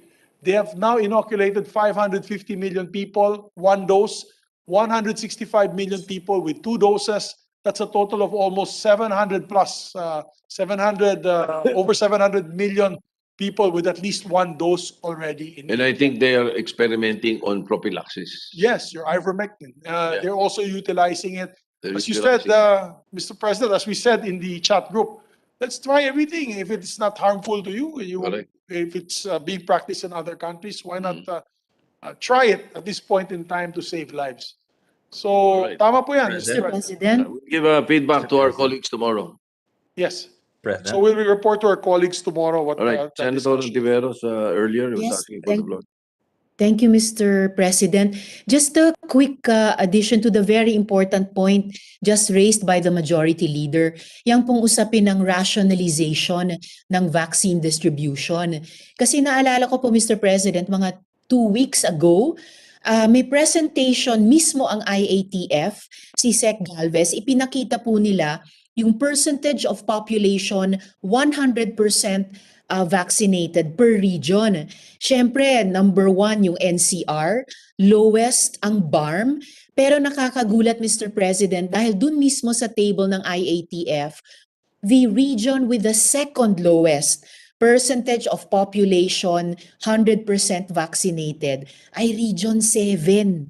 Kasama ang Cebu Province, kasama ang Cebu City, na di hamak naman, Mr. President, mataas ang population density and therefore gave a very shocking example of a region among all na siguro dapat mas rational ang distribution dapat ng mga vaccines. Alam po natin, Mr. President, limitado ang supply sa nasyonal, but in order for all the regions in our whole country to have a fighting chance to reach herd immunity, kailangan mas maayos po yung vaccine distribution para kahit pa konti-konti, sabay-sabay more or less umaangat in terms of population 100% vaccinated per region. Salamat po, Mr. President. All right, President. Senator Angara is recognized. Thank you, Mr. President. In relation to what the Majority Leader and Senator Risa talked about and the pending meeting of the leadership of the Senate with the IATF, might I suggest, assuming it may already be on the minds of our Senate leaders, but perhaps other than just, I totally agree that we should rationalize the distribution, Mr. President, but I think I've been reading a lot of articles where it says that the Delta has really changed Delta variant has changed the game in terms of the percentage of your population required to achieve herd immunity. The assumption was 70%, and now we're reading that you need about 80 to 90%. So maybe we have to, given the state of our state coffers, perhaps there is some quick action we can do with respect to procuring more vaccines at the soonest possible time, Mr. President, whether it's a supplemental budget or a bayanihan type of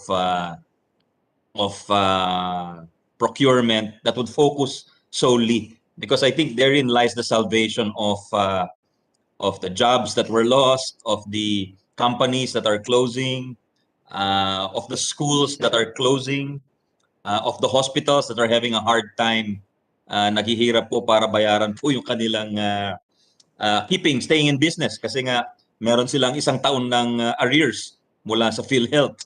So yun talaga yung salvation po natin, yung bakuna. So just like I think, we tried our best when we passed this year's budget, but I think the Delta variant has really moved the bases, so to speak, Mr. President. So perhaps that could be on the agenda as well, Mr. President. Just a respectful suggestion. Thank you, sir. Thank you, Right. Mr. President. Mr. President. Yes. Senator Gordon is recognized. Thank you, Mr. President. We talk about vaccines, which I think is the ultimate way upon which we can stop the pandemic. But the truth of the matter is talagang kulang ang vaccine. That's why kami sa Red Cross ngayon, we have buses going out to try and fill the gaps on the vaccination. But also, the other part of it is testing. It's all a combination of testing and, of course, the measures to prevent being contaminated by this virus. But of course, ang primary dyan, test and treat. There are many people, for example, I just got a call from a friend from Accra, for example, asymptomatic, yung pala, meron siyang virus. So, katulad ng nangyari sa akin. I was already vaccinated, and if I had not tested, I would have put my wife in harm's way, or the people working with me in the office in harm's way. So really, testing is so important. Kung hindi mo matetest, hindi mo mahagip yan. So kailangan mag-test. Ang problema, ang policy natin sa testing hindi maintindihan. Ang universal healthcare assures that everybody can be tested. And of course, because of the lack of vaccines, pina-prioritize sila yung mga senior citizens, yung mga people with comorbidities, people going to work. And Mr. President, we have not even reached the young people in this country. 12-year-old kids have to be vaccinated. In other countries, they're already doing that. And finally, the other point here is that there's another, we have to find a solution here. The other countries are now going on their third vaccine shot. Boosters ang tawag nila, but that's another vaccine shot. That means, kung wala tayong pera, hindi tayo kasama sa pila, may iwanan na naman tayo sa pansitan. And that's the reason why ako personally, I think hindi masyadong nagagawa yung testing, hindi rin masyadong nagagawa yung distribution ng vaccine. And mali ang communication ng gobyerno na dapat talaga everybody has got to be tested and everybody has got to be vaccinated. Pag dumating doon, don't wait, get vaccinated right away. Otherwise, it's really gonna spread. It's not just the Delta variant. Now you have the Lambda, no, variant, and I'm sure there will be others coming out. And if we don't take the necessary precautions as a country, if we don't put our money where our mouth is and buy the necessary weapons to go against this, then we just have to stay home. Pagka ganun. Para kasi, ang mangyayari, walang trabaho. And already, we're already what, at 12 trillion debt, and then you also have a lot of payables like the pension fund, 9 trillion, ang dami-dami nating problema. Education, I was just talking to my son, and he said the classmates of his son are now going abroad because hindi pwedeng mag face-to-face classes. Talagang there is a penalty that we will pay for the next several years because we have not done face-to-face schooling, and many people do not have the computers to be able to follow, and some do not even have Wi-Fi in the rural areas. So talagang we are now being penalized for the lack of vision, Mr. President. So I just want to put these points in. We are at the forefront in the Red Cross of trying to do our share. We're cooperating with the government as an auxiliary. But really, on Wednesday, I think you will see also the fact that the hospitals are not being paid. And PhilHealth is still dragging its feet on paying the hospitals. They are now threatening to close down. And if they close down, where are we going to be? So, Mr. President, I see my friend Senator Dillon raising his hand. I will step back and allow my good friend to be able to put his points in. Thank you, Mr. President. All right, the Minority Leader, and then Senator Cayetano. Go ahead, Minority Leader. Just very quickly, the Senate President just manifested that he has received a copy of the National Expenditure Program. I think all of us would be interested in finding out what are the priorities that we have in this budget. And I fully concur with Senator Angara. We better concentrate on sufficient funds for vaccination. You know, Mr. President, it's easy to say, let us test. With all due respect, let us test. Let us isolate. The reality on the ground, Mr. President, yung mga mahihirap, ayaw magpa-test. Bakit po? Unang-una, may bayad. Ha? Pangalawa, pag na-test po sila na positive, hindi isolated sila, hindi sila pwedeng lumabas. Hindi po makapaghanap buhay, lalong mahihirapan. Kaya po sa akin, given our condition today, itodo na natin whatever resources we have for procurement of vaccination and have our herd immunity as the shortest possible time, because that is, to me, I think Senator Gordon would agree, that is the key to have as many of our countrymen vaccinated at the soonest possible time so that we can revive our economy and prevent this further spread. Wala po tayong magagawa. With all due respect, I have heard of the difficulty of lack of testing. Yes. And if you analyze it, dahil po sa poverty levels natin, yung mga kababayan natin ayaw magpa-test. May bayad. At pangalawa, pag na-test sila positive, hindi sila pwedeng lumabas. So they would rather not know whether or not they are positive so that they can continue to look for jobs. That is the reality. That is why, to me, let us just put all our resources on vaccination and have it and achieve herd mentality at the soonest possible time. That is my amateur's way of looking at this thing. Thank you very much, Mr. President. Mr. All right, President, Senator Pia Cayetano is recognized, and then, yes, the other colleagues. Senator Cayetano, please. Mr. President, just a quick repost baka mawala yung point to Senator Dillon. With Because the he permission of mentioned Senator Cayetano, go ahead, Senator Gordon.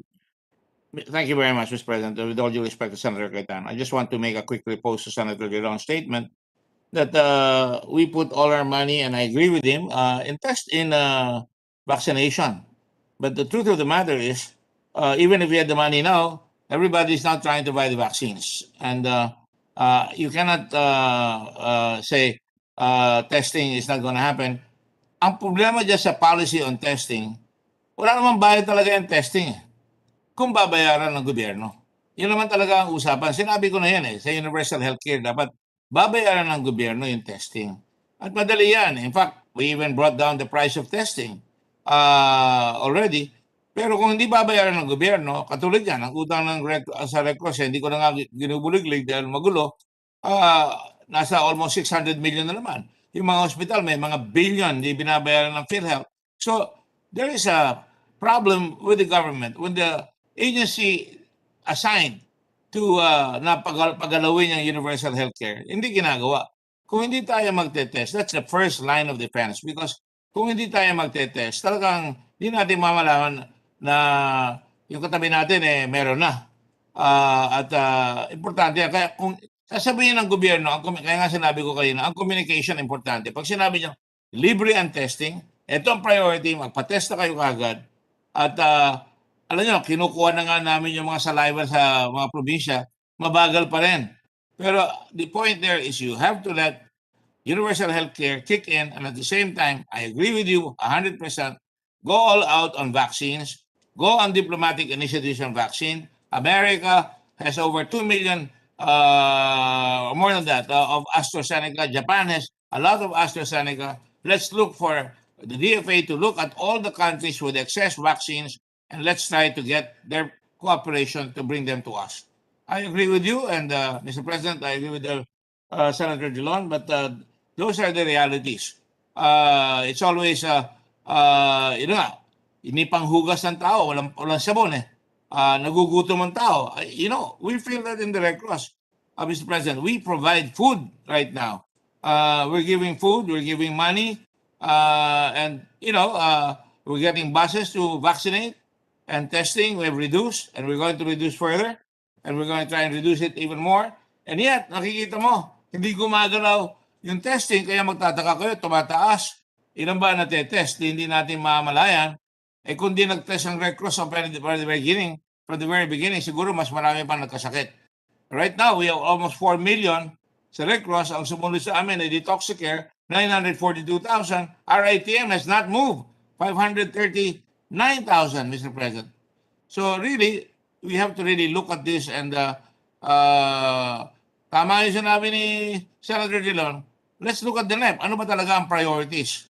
Kung ang priority is to stop this once and for all, and you cannot stop it once and for all, we'll have to live with this virus even beyond 1 or 2, 3 years, because eventually it's going to be the flu, and hopefully, hope na mayroong mga bagong medicines na mangyayari na tinetest even in our lung center, na within 5 days, if you take the pill, you might be cured of so-called virus. Pero tingnan natin. So I just wanted to correct that, Mr. President. Thank you very much. Senator Pia Cayetano is recognized. And then Senator Poe. Thank you, Mr. President. Basically, I am also agreeing with the colleagues who spoke before me, Senator Gordon, Senator Angara, and Senator Julon. I would just like to add a few details in the discussion. Number one, perhaps our chairman of the Committee on Finance can confirm this, but my recollection during the budget debates almost a year ago, 10 months ago, was that number one, DOH and Department of Finance would have wanted to focus on the funding of the vaccines through loans. That was really the position they took. But I recall that His Honor, our chairperson, insisted that we include it in the budget because the loans is another process, another lengthy process. So I'd like to commend our chair for that initiative, because as it turned out, and the chair can just nod or if he wants to explain further, as it turns out, months later, we learned that there indeed were obstacles and nuances to availing of those loans. And so later on, Secretary Dominguez updated all of us that these were proving to be a bit tedious, and we really had to finance our own. And in the early days, I also recall that when we were receiving news that our neighboring countries and of course the more wealthy countries were booking by their vaccine allocations by the millions, tayo wala pa. We also encountered procurement issues, if I'm not mistaken, right? That our procurement laws did not allow us to make advance payments, which at that time would have been around this time last year, was the requirement of the companies that were selling the vaccine. So I think that's one reason that nagkanda delay tayo and we didn't get as much as we had wanted. So I think it's very timely that we get updates from the IATF kung ano na yung terms ngayon ng purchase, kung meron ba bang na-extend sa atin na loans, ano ba itong mga loans, are they easy for us to avail of? Because the reason why they were saying at first, DOF was saying at first that we want to fund this by loans is because very reasonable yung terms. So yung limited cash natin, we can use it for other programs that we need. And then we can loan from with reasonable terms itong vaccine procurement. Pero yun nga, mukhang maraming obstacles. So I'm just pointing out that these are issues I think that require an update from IATF and maybe later the chairman of our committee if he wants to add to this. That's my first point. My second point is on testing. I totally agree with Senator Gordon on the importance of testing.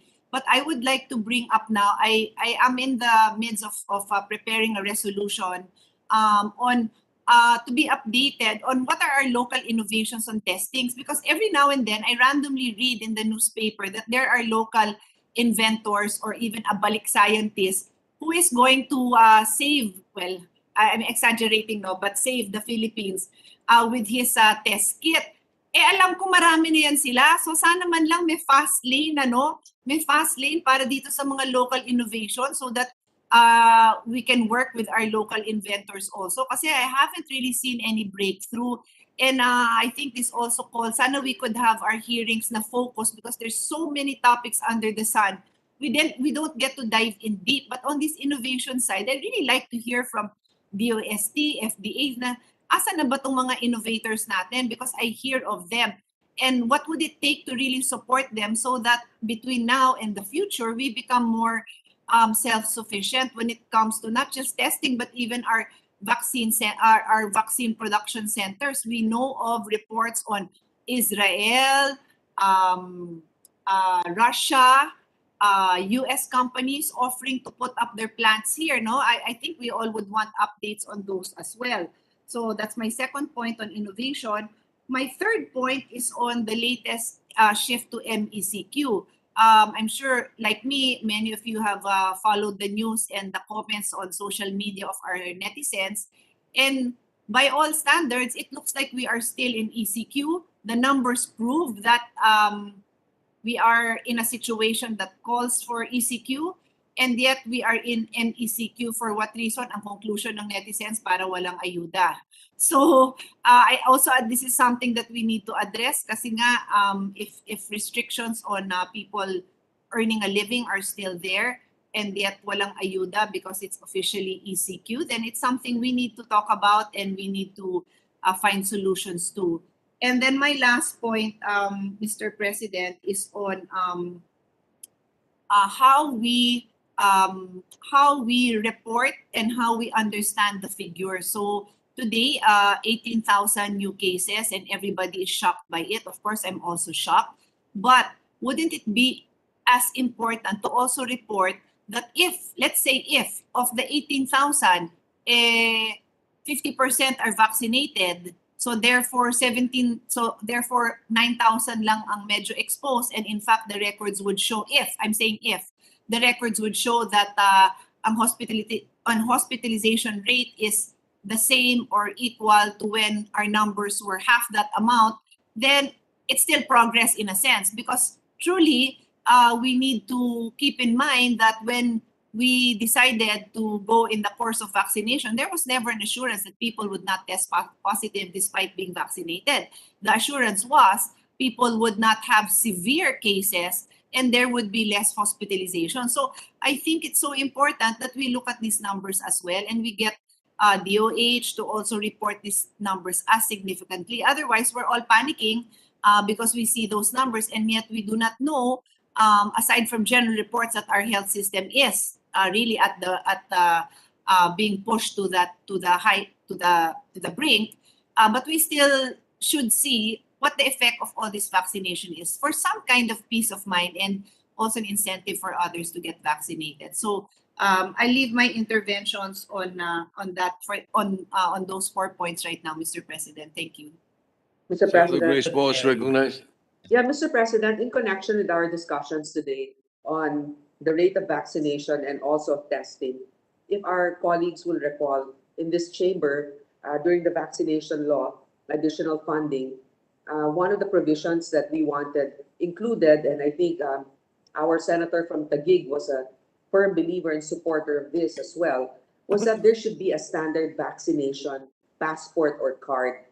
And the reason why I bring this up now is at this point where we are trying to increase the number of vaccinated citizens, the fact remains is our businesses are challenged because of the closures, which is necessary, although we can also probably at this time transition towards businesses that will be allowed to operate for as long as their patrons are vaccinated. And it's very difficult to verify the authenticity of a card if we don't have those safety features and a standard one. In fact, a lot who are now traveling abroad have to make an appointment with the Bureau of Quarantine, if I'm not mistaken, just to get that yellow card, which is difficult to obtain because there's an influx of requests coming in. So I hope that moving forward, it would be better if we didn't have to legislate this and this was just a proactive decision of the Department of Health. But it seems like we need to have a legislation towards having a standard vaccine card that is free for all citizens. That's all. And thank you, Mr. President. Mr. President. The Senator Sani Angara, go ahead. Thank you, Mr. President. Just a brief rejoinder and a word of thanks to our colleagues for their support for our suggestions, to the Minority Leader and Senator Pia.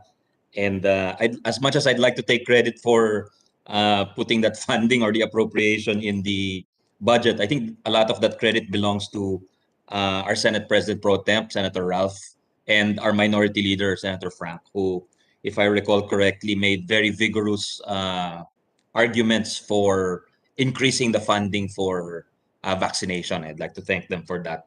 It has proved very prescient because it has anticipated things which we didn't anticipate at the time, Mr. President. So that's why we're really pushing for this. And with respect to the issues, I agree with Senator Pia that and Senator Dick that we have to maybe revisit some of our protocols. And I'm just wondering, Mr. President, sa testing, because I know what a lot of people, due to the availability of some testing kits, perhaps our testing numbers might be underreported because what is being reported are I don't know if some of the private testing kits are being reported. That goes into the public figures, Mr. President, because I know a lot of private establishments and private persons do their own testing. So I think that is part of perhaps the public numbers. I'm just thinking aloud, Mr. President. Perhaps that is just a portion of what testing really occurs, or to what total testing really occurs. And that leads me to my last point, Mr. President, is that perhaps the leadership could also take up with the IATF revisiting some of the priority groups, Mr. President, because I think with a view towards the end goal of expanding total vaccinations. I think the goal was to balance social justice and equity considerations with considerations of vaccinating everyone, health and herd immunity and all that. But we also wanted to achieve justice. But I think considerations with how fast the Delta variant is attacking countries all over the world, including ours. I think maybe the balance may have tilted a bit in terms in favor of efficiency, Mr. President, meaning we should get as many people vaccinated as soon as possible. Parang that should be the overriding goal. If we look at countries all over the world, if we look at perhaps areas, geographical areas within certain countries, the ones who are really quickly recovering or bouncing back, Mr. President, to normality are the ones who are really vaccinating a lot. And I think a lot of that may sacrifice, may opportunity cost yun, meaning perhaps not everyone, maybe some seniors don't get vaccinated right away, but kumbaga, lahat na, kung pwede. I think I've heard before Senator Coco mention this phrase, the vaccination of the willing, Mr. President. Baka dapat we should be moving towards that in revisiting our protocols because medyo naging very strict tayo but at the expense of efficiency in achieving results, Mr. President. Again, just a suggestion for discussion without saying that these are gospel truths or anything of that sort, Mr. President. Thank you. Mr. President, Yes, Majority Leader. just my final note on this because I know we have other topics to take up today. But I'll just give you an example, exactly what Senator Angara had said on the underreporting. This is from my staff. He just sent this to me today because he was in Facebook asking for prayers. So I asked sa Bisaya, sa'yo natabo sa imo. I think the senators from the Visayas and Mindanao would understand this. Allow me to say this first in Bisaya as read. Good afternoon, Ninong. Giubo, sipon ko, then nag-sore throat ko last week. Kulbaan ko maayo gani, kay naayo na lang din karon nag-clog nose na lang ko, pero nag-isolate gyapon ko for 14 days, kay amo advice sa among nurse sa barangay. So he got sipon, sore throat, he's feeling better, but he was told to isolate for 14 days. Kay wala ang Bicol na antigen test. Walang test. So better mag-home quarantine na lang daw ako. Pero right now, okay na ko, Ninong. Wala naman ko fever. So, Mr. President, that's it. That is what is happening. This is in San Miguel, Maramag, Bukidnon, my home barangay. That is what is happening all over the Philippines, where people who are getting the symptoms and have no ways of testing themselves because it's Cagayan de Oro pa po yung RT-PCR. So kung pupunta pa yung provincial, they have to make an application. The provincial government will send the team there. Pero ayaw ng mga barangay nurses. Ayaw po ng ating mga barangay health workers. Siguro ayaw din nila itaas yung kanilang COVID red flag because if you have so much COVID in the barangay, this is what's happening now. Buti na lang, as he said in his next paragraph, wala dyan yung nanay niya at yung tatay niya nandun sa bukid, sa farm. Because kung that is the problem if we do not report, then definitely maraming natatamaan. And that is why I go back to also the point made by Senator Drilon, we need to vaccinate. Because that's the only way to do it. With the lack of testing, we need to continuously vaccinate. And that's why tonight, I'd like to report to my colleagues, I will take up our position on the tripartite agreements. There are 42 tripartite agreements pending with local governments, a total of about 10 million vaccines still pending to be signed by the IATF, and 300 tripartite agreements by private sector, that's Unilab, Mercury Drug, and all other private institutions that are willing to bring in at no cost to the government, similar to the LGUs, at no cost to the national government, and are willing to administer these vaccines. And hopefully they'll be able to give us a good answer and tomorrow we can report to the body, Mr. President. Because sayang, nandyan na po yan, no cost to the national government. So moving forward, Mr. President, we'd like to recognize, and I'd like to thank our colleagues for weighing in on this issue. I think this is now the most important issue facing our country today, Mr. President. Mr. President, may we recognize a distinguished colleague from Panay Island and the Republic of the Philippines, Senator Risa Ontiveros, to avail of the privilege hour. Senator Risa Ontiveros is recognized. Salamat po, Mr. President. Mr. President, I rise on a quick point of privilege. I rise to express my concern and to put on record my serious reservation as a member of the minority and also as a senator of the Republic about the statement that the President made on 21st August 2021 to the effect that the Commission on Audit should, and I quote, reconfigure everything. And to quote again, sabihin mo agad, there is no corruption here, there is no money involved. I take exception, Mr. President. Hindi lang dahil sa gitna ng pandemya kung gaya ng pinag-uusapan po natin, limited ang ating resources, lalo't higit nagiging mahalaga ang trabaho ng COA. Pero dahil ito mismo ang sinasaad ng saligang batas. It's not only that COA is supposed to be independent, the Constitution, and here I'm quoting the Supreme Court itself, quote, grants the COA the exclusive authority to define the scope of its audit and examination and establish the techniques and methods therefore, close quote. If there is anything to reconfigure or configure, it is solely at the discretion of COA at hindi pwedeng makialam ang presidente. Also, why is the president telling the COA to reconfigure? Why should the COA say there is no corruption here? Why should it preempt any investigation on fraud, graft, and corruption, and other such malpractices? Sa totoo lang, to a lay person, to reconfigure everything sounds like a directive to doctor the books or doctor the data. COA red flags are there to tell us how to govern better, but they can also tell law enforcers where to look and which trail to follow. In many instances in the past, ang COA report ay smoking gun or material evidence of corruption. It cannot stand on its own, but on many occasions, it is an integral part of the chain of evidence that can lead to conviction. Ako din po'y labis na nababahala sa sinabi ng Pangulo noong gabing ding iyon na I will stand for Duque even if it will bring me down. But as the country logs record-breaking COVID-19 cases, gaya ng sinabi ni Majo kanina, 18,332 today, the highest tally since the pandemic started, with 3 laboratories unable to submit data. So, totoo, understated pa itong 18,000 plus. And with a 25% positivity rate, it may be accurate to say that Sec Duque has mostly been ineffectual.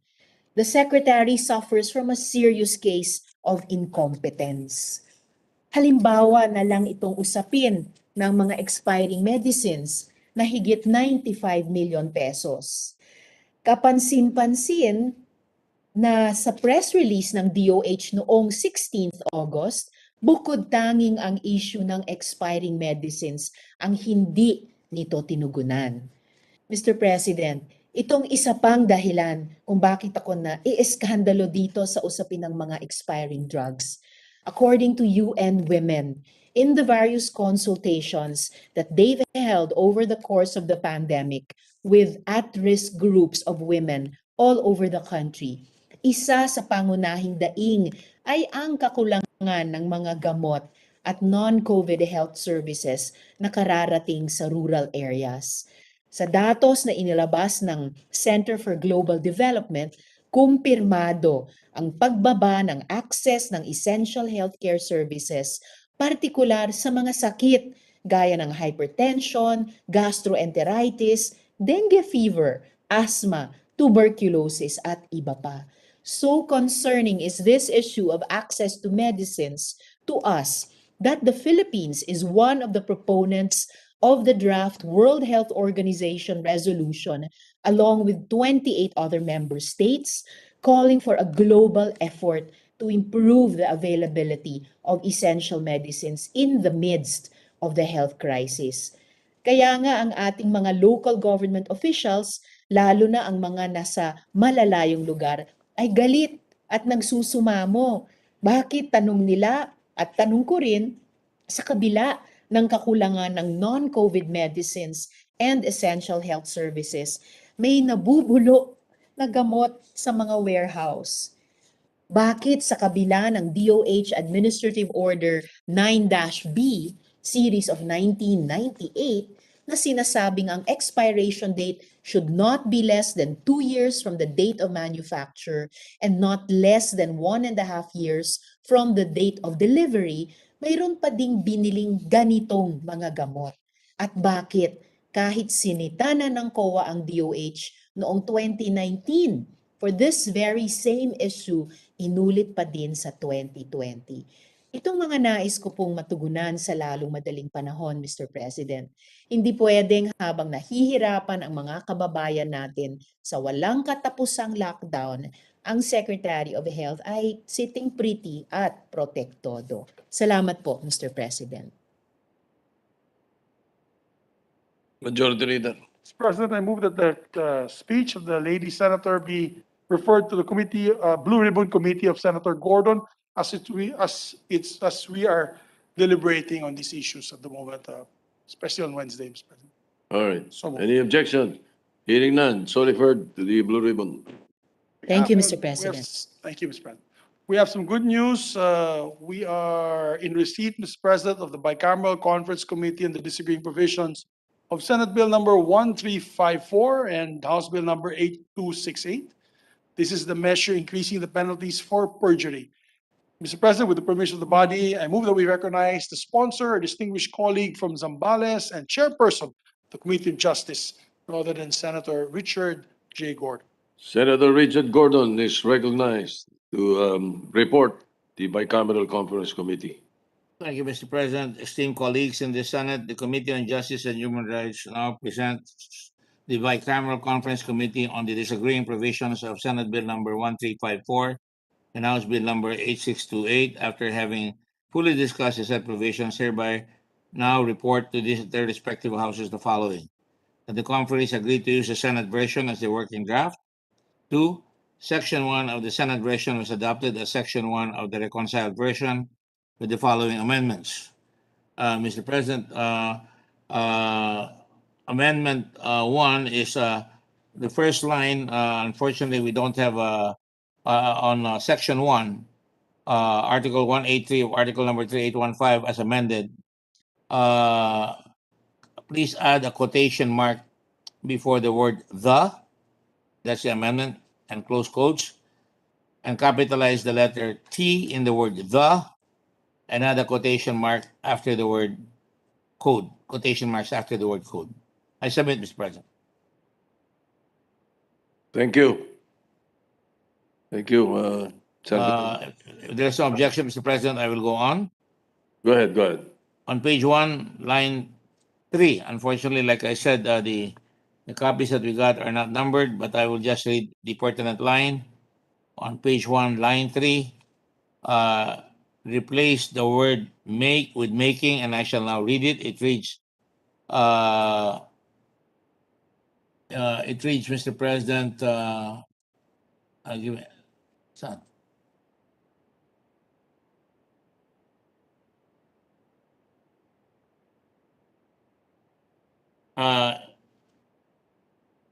Article 183, false testimony in other cases and perjury in solemn affirmation. The penalty of arresto mayor in its maximum period, to prisión correccional in its minimum period, shall now read as follows: prisión mayor in its minimum period to prisión mayor in its medium period. Removing arresto mayor in its maximum period to prisión correccional in its minimum period and replacing it with prisión mayor in its minimum period to prisión mayor in its medium period, Mr. President. That is the amendment for the penalty, Mr. President, and to continue on the word "make," or rather "making," shall be imposed upon any person who knowingly making untruthful statements, Mr. President. Actually, we've already incorporated the amendment. Instead of "make," it was replaced by "making," Mr. President. These are really more punctuational and emphatic amendments, Mr. President. With your permission, I shall continue, Mr. President. Go ahead, please. Go ahead. The same page, line 15, replace the period after the word "therein" with a colon. Mr. President. To be immediately followed by the next phrase starting with quotation marks, and this is an amendment, provided, comma, that, comma, close quotes, semicolon, Mr. President. And again, Mr. President, with your permission, on the same page, line 16, delete the comma. These are punctuations again, after the word that, Mr. President. And on the same page, line 20, replace the period after the word period with a colon. And on that same page, comma, line 21, delete and the comma after the word that, Mr. President. So it shall now read, provided that if the person responsible for the commission of this felony is a public officer, I'm sorry, Mr. President, I would just continue, that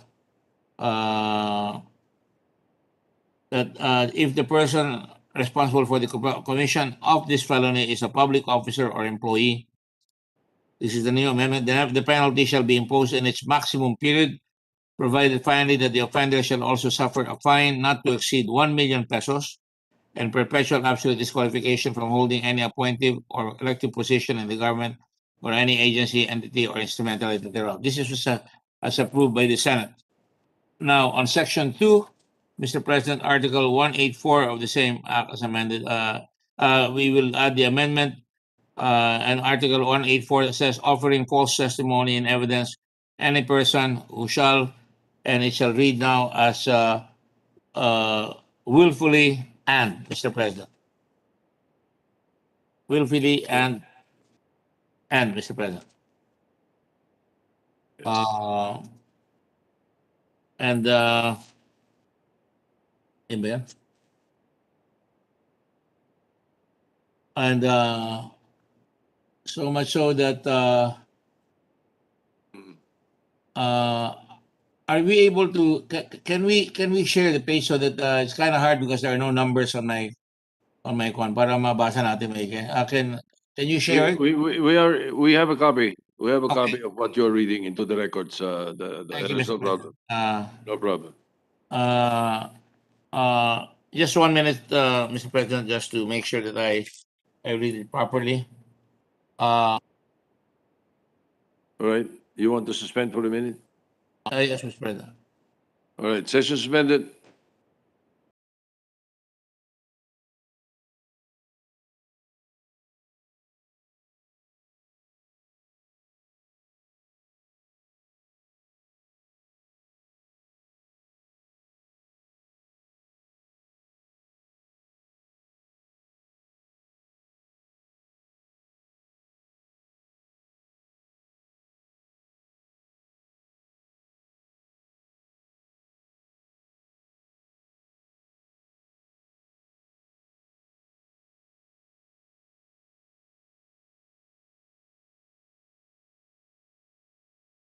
I think, Senator Gordon, the best way to go about this is that to insert into the records your committee report because it is already read out here. Yes, Mr. President. Your explanation. Yes, Mr. President. All right. So what does the majority leader say? Yes, Mr. President, to hasten the proceedings with the permission of the body, we will just approve and ratify the bicameral conference committee report of the disagreeing provisions of Senate Bill number 1354 and House Bill number 8268 and let the text of the joint explanation be inserted into the records of the chamber, Mr. President. All right. That would be the best. Any objection? Hearing none, the bicameral conference committee report is hereby ratified. I'd like to personally thank Senator Richard Gordon for this because I believe this is a very important law Yes. as soon as it is signed by the president. Congratulations are in order to the Thank you. authors and the sponsor, Senator Gordon. All right, thank you. Mr. President, moving to other matters, we just have two topics today. We have the amendments to the adoption proceedings, after which we will have the discussions on the Senate bill, Senate Medal of Honor. So, Mr. President, I move that we resume consideration of Senate Bill number 1933. So, Sorry, again, sir. I'm sorry, I move for the, Senator Villanueva is disturbing me. That's why. I know, Mr. President. My apologies, I didn't notice you were talking to Senator. Go ahead again, Yeah, sorry. I move that we resume consideration of Senate Bill number 1933. Any objection? Hearing none. Motion's approved. This is the bill on the rules and policies of domestic adoption. The parliamentary status, Mr. President, which were in the period of amendment. I move that we recognize Senator Risa Ontiveros for her committee amendments, Mr. President. Senator Risa Ontiveros is recognized. Thank you, Mr. President. Mr. President, with the consent of the body, may we introduce an amendment in the nature of a substitute by striking the entire text of Senate Bill number 1933 below the enacting clause. The text of this proposed amendment, Mr. President, in the nature of a substitute, has been made in writing and distributed to all members through the Secretariat as required by Section 82 of our rules. I so move, Mr. President. Any objection? Hearing none. So substituted. Thank you, Mr. President. May I now move that the said substitute bill be reflected in its entirety in the records, and that the same be our working draft or floor substitute for purposes of the period of individual amendments. I so move, Mr. President. Any objection? Hearing none. Motion's approved. Thank you, Mr. President. The committee is now open to No, the majority leader. While I'm not sure with the sponsor, with the colleagues that had manifested for amendments, I think Senator Pia Cayetano as well as Senator Grace Poe. Anyway, the parliamentary status is that we are in the period of amendments. That's correct, Mr. President. So if they're ready, then we're ready to recognize them for their amendments. Would the chairperson know if they're ready for their amendments, Mr. President? It has come to my attention, Mr. President, that there are. All right. Yes, yes, Mr. there's Senator President. Grace I is will be present. introducing a few individual amendments. The chair will be doing so, Mr. President. You will be doing so. Yes, Mr. President, introducing a behalf of few our colleagues, Mr. individual President. amendments. Yes, Mr. President. So shall we go page by page? Or there are very few amendments? It's a few amendments, Mr. President. May the chair request from the presiding officer a minute suspension? All right, the session suspended. Thank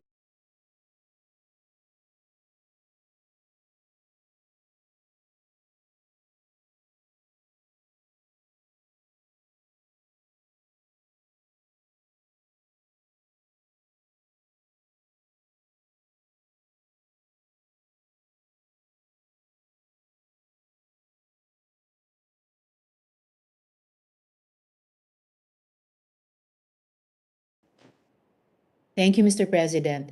On page 3, line 28. So there are no in section- amendments on page 1 and page 2? No amendments on amendments? page 1 All or right, on page page 2, 3. Mr. President. Go ahead, Thank page you, 3. Mr. President. Moving now to page 3, on page 3, line 28, in section 4, letter G, replace the word NAC or NACC with the word with DSWD. I so move, Mr. President. And DSWD, when you mention here, is the Department of Social Welfare and Development, right? That is correct, Mr. President. There is no definition here. Okay. Any objection? Hearing none, adopted. Thank you, Mr. President. No proposed individual amendments on page 3, 4, 5, 6, 7, and 8, Mr. President. So we go to So- page 9. Yes, Mr. President. And on page 9, line 2, section 7, insert a new letter E, reading as follows. Rectification of simulated birth pursuant to Republic Act number 11222. I so move, Mr. President. Any objection? Hearing none, adopted. Thank you, Mr. President. No proposed individual amendment on page 10. So moving now to page 11, on page 11, line 16, section 8, insert a new letter D reading as follows. Facilitate, act, and/or resolve all matters relating to the rectification of simulated birth pursuant to Republic Act number 11222. I so move, Mr. President. Any objection? Hearing none, adopted. And subsequently, Mr. President, renumber accordingly. I so move, Mr. President. Yeah, we have a suspension for a while. There is a question by the Secretariat. Yes, Mr. President.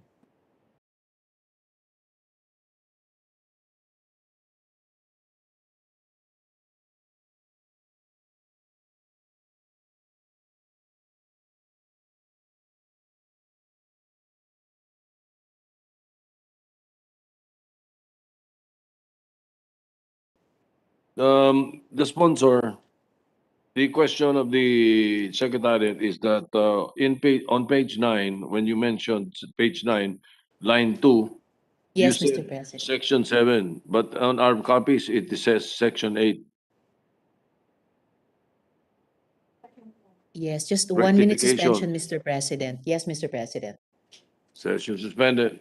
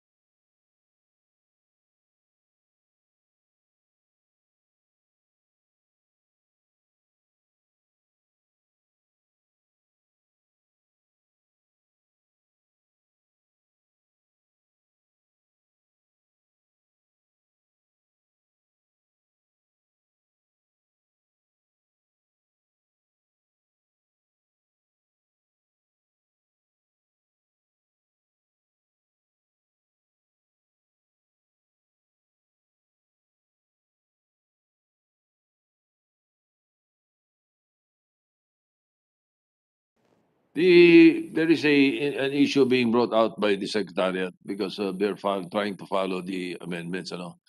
Yes, Mr. President. In as much as this is a substitute bill that was only amended today and Yes. distributed to our members, they are asking whether the amendments being proposed by our colleagues are based on this substitute bill or based on the old version of the bill. On the substitute bill. They were already based, Mr. President, on the substitute bill, which was introduced by amendment earlier. But they're asking why the numbering is different. Yes, Mr. President. I'm prepared to help clarify that, Mr. President.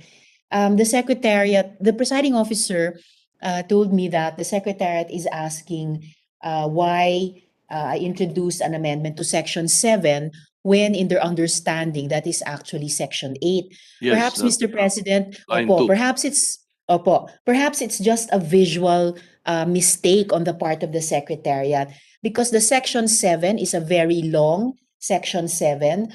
And earlier, I introduced an individual amendment inserting a new letter E, which is right after Okay. the letter D, All right. opo, of So, Section 7, yeah, just the before Section All right, 8. the Secretariat and I did not understand when you said page number, line 2, page 9, Yes. section 7, and then Yes. you said rectification, so and so, letter E. The line 2 is section 8. So the proper proposal should have been after line 1, insert a new letter E on rectification instead of replacing that. They thought you wanted to replace section 8 with section 7. That's how it sounded. All I right. see, So Mr. are we President. clarified now? Yes, Mr. President. Wait. I'm I asking the apologize secretariat. if. Oh, sorry, Asking Mr. the President. secretariat if they're clarified Yes, already. Mr. President. All right. So the motion was to insert a new letter E before Yes. line 2, after line 1. Would Mr. President, if I may, Oh. currently on line 2 is the letter D, foster care. So perhaps it should No. be That's on insert. line 1. What's your copy? What copy do you have? We Sorry. all have the same copy here. Baka sa printing lang. Ah, Basta it's a letter E after foster All of our all right. copies are the same. It says line 1, D, foster care. tula lang. All right, Mr. President. So to introduce a new letter E on line 2, Mr. President, After line 1. All right. after letter D, foster care on line 1. Letter E and then the rectification, etc., etc. All Yes, right. Mr. That's President. how it goes. All right. Yes, Okay. Mr. President. Are we clarified? Secretariat. Any objection? Hearing none. Okay. You may proceed. You're on page 11. Yes, Mr. President. No more proposed individual amendments from page 12 until page Teka, 36. in-approve naman natin yung 11. Amendment mo sa We 11. did earlier, Mr. President. All right. Yes. So 12 to 12 to page 36. No other proposed amendments. individual amendments, Mr. All right. President. So, you're finished because there is no Yes, page Mr. 36. President. Yes, Mr. President, I'm done with the proposed individual amendments. All right. So, Majority Leader. Thank you very much, Mr. President. There being no members who wish to propound, we still have our colleague, Senator Pia. Therefore, Mr. President, with the permission of the sponsor, Senator Pia's office had also asked us that she's still finalizing her proposals. Maybe we can take this up again first thing tomorrow. Therefore, I move to suspend consideration of the same and ask for a clean copy for all of us to study, Mr. President. All right. Any objection? Hearing none. Consideration is suspended. Thank you, Mr. President. Thank you. And moving forward, our colleague and our colleague in this representation, Mr. President, as Chairman of the Rules, would like to resume consideration on our resolution on the awarding of medals to distinguished ladies and gentlemen of our country. It is resolution number. May I ask for a 1-minute suspension, Mr. President? Session suspended. Stop. Wala. Session suspended for 1 Senate minute.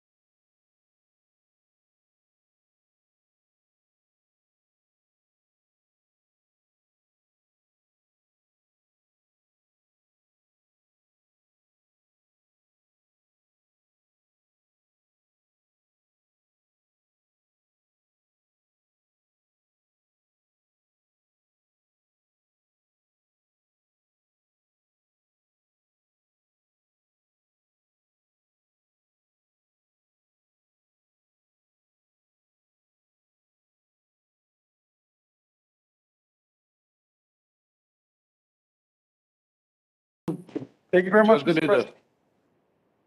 President. President, may I, before we take up Yes. other matters? Senator Cayetano, go ahead. Thank you, Mr. President. Mr. President, I'm aware that we took up earlier the matter of, we took for consideration the committee amendments on adoption.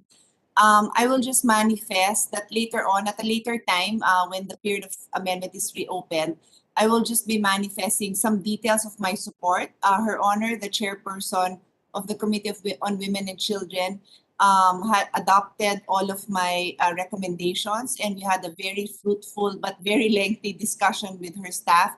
I'm very pleased and thankful for that. So I'll just be manifesting for the record some highlights, but I'm very happy to support Her Honor and to even help defend it, as I'm aware also that there are some questions from the SWD, but I don't know if any of our colleagues intend to take that up with us, but I will be happy to support Her Honor in defending this version. Thank you very much. Thank you so much, Mr. All right. President. Thank you, Senator Pia, very much. All right, thank you. Majority Leader. Yeah, well, anyway, Mr. President, we're waiting for the clean copy of the measure of the amendments that were proposed by our distinguished colleague, Senator Risa. So tomorrow, first hour, I commit to Senator Risa and to Senator Pia. We will take it up so that we can close the period of interpolation. We can close the period of amendments and finally approve it on second reading tomorrow, first hour, Mr. President. So thank you. Moving forward, Mr. President, I move that we resume consideration of Senate Resolution number 781. This is establishing the Philippine Senate Medal of Honor. Mr. President, may we recognize our distinguished colleague, Senator Francis Tolentino.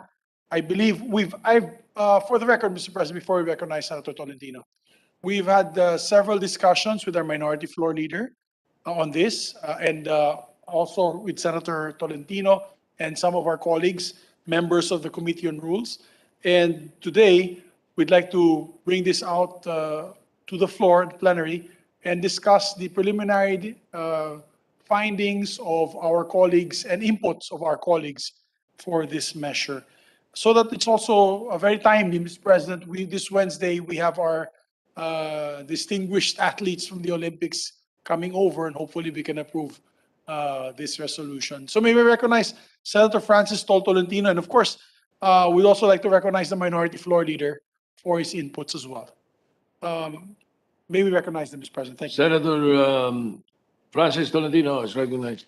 Thank you, Mr. President.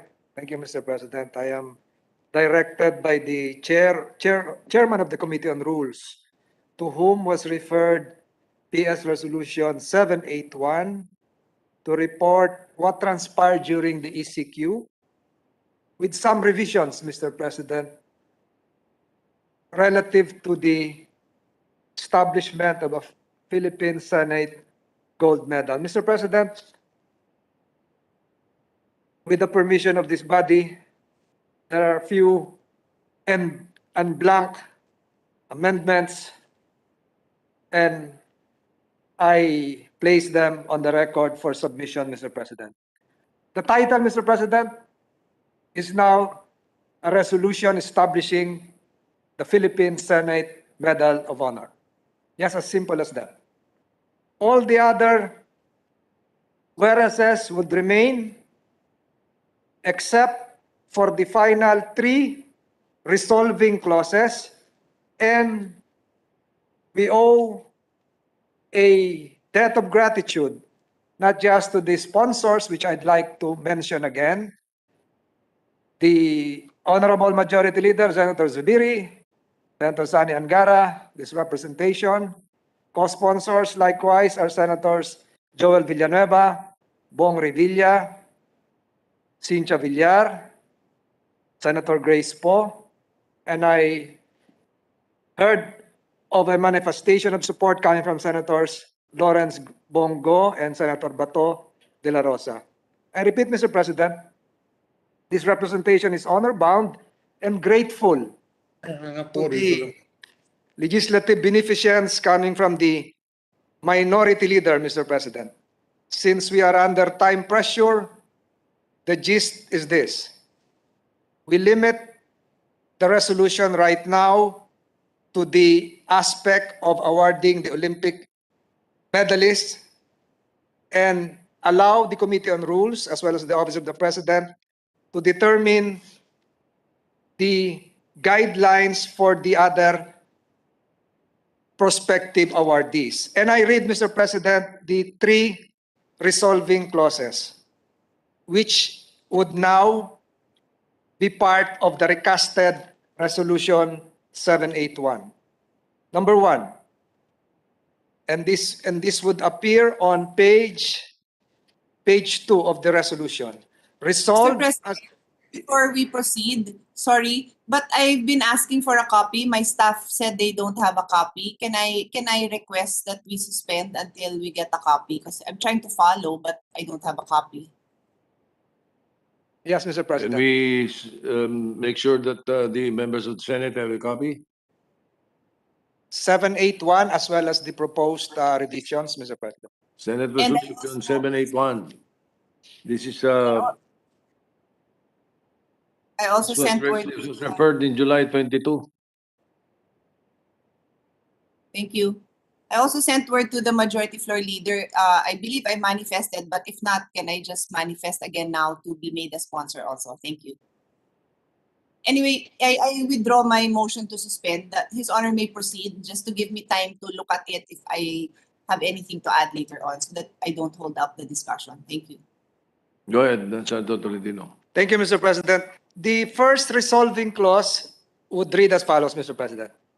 Resolved, as it is hereby resolved to establish the Philippine Senate Medal of Honor in order to recognize, honor and commend outstanding Filipinos for their exemplary service, outstanding achievements and invaluable contributions to nation building. Semicolon. That is the first resolving clause, which is now the enacting clause. It is the enacting clause because it states the purpose or the opinion desired. The second revision, Mr. President, would read as follows.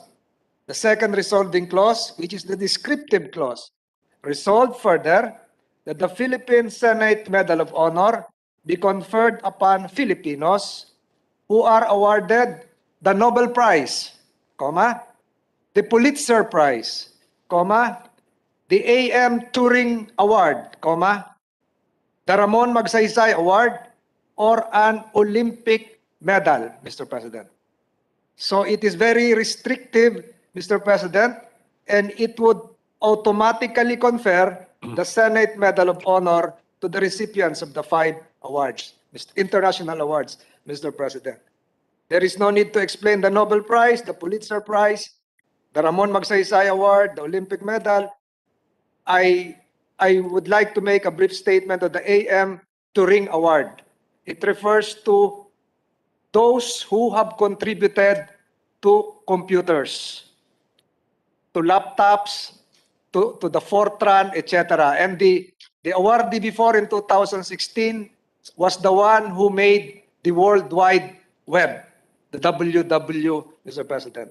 I now go to the final resolving clause.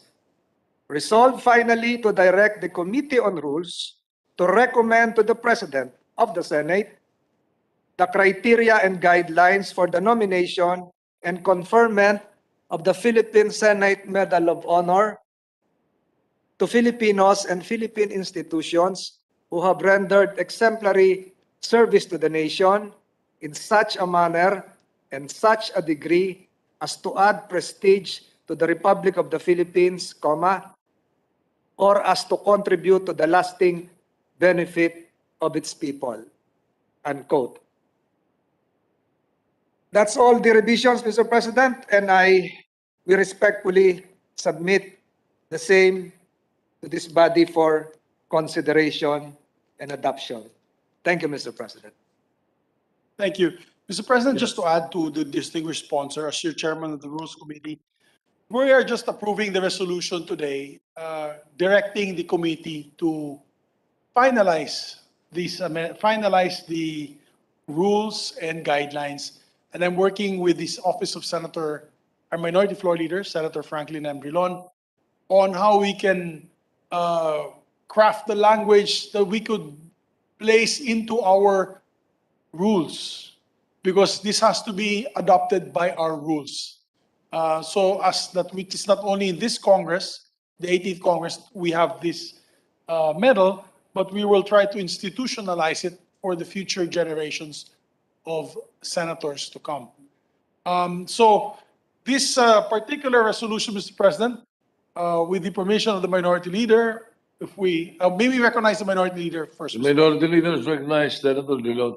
Yes, Mr. President, would a good sponsor consider some proposed amendments without veering away from the concept of the resolution? Would the gentleman from Cavite, Yes, Mr. President, willingly. with some proposed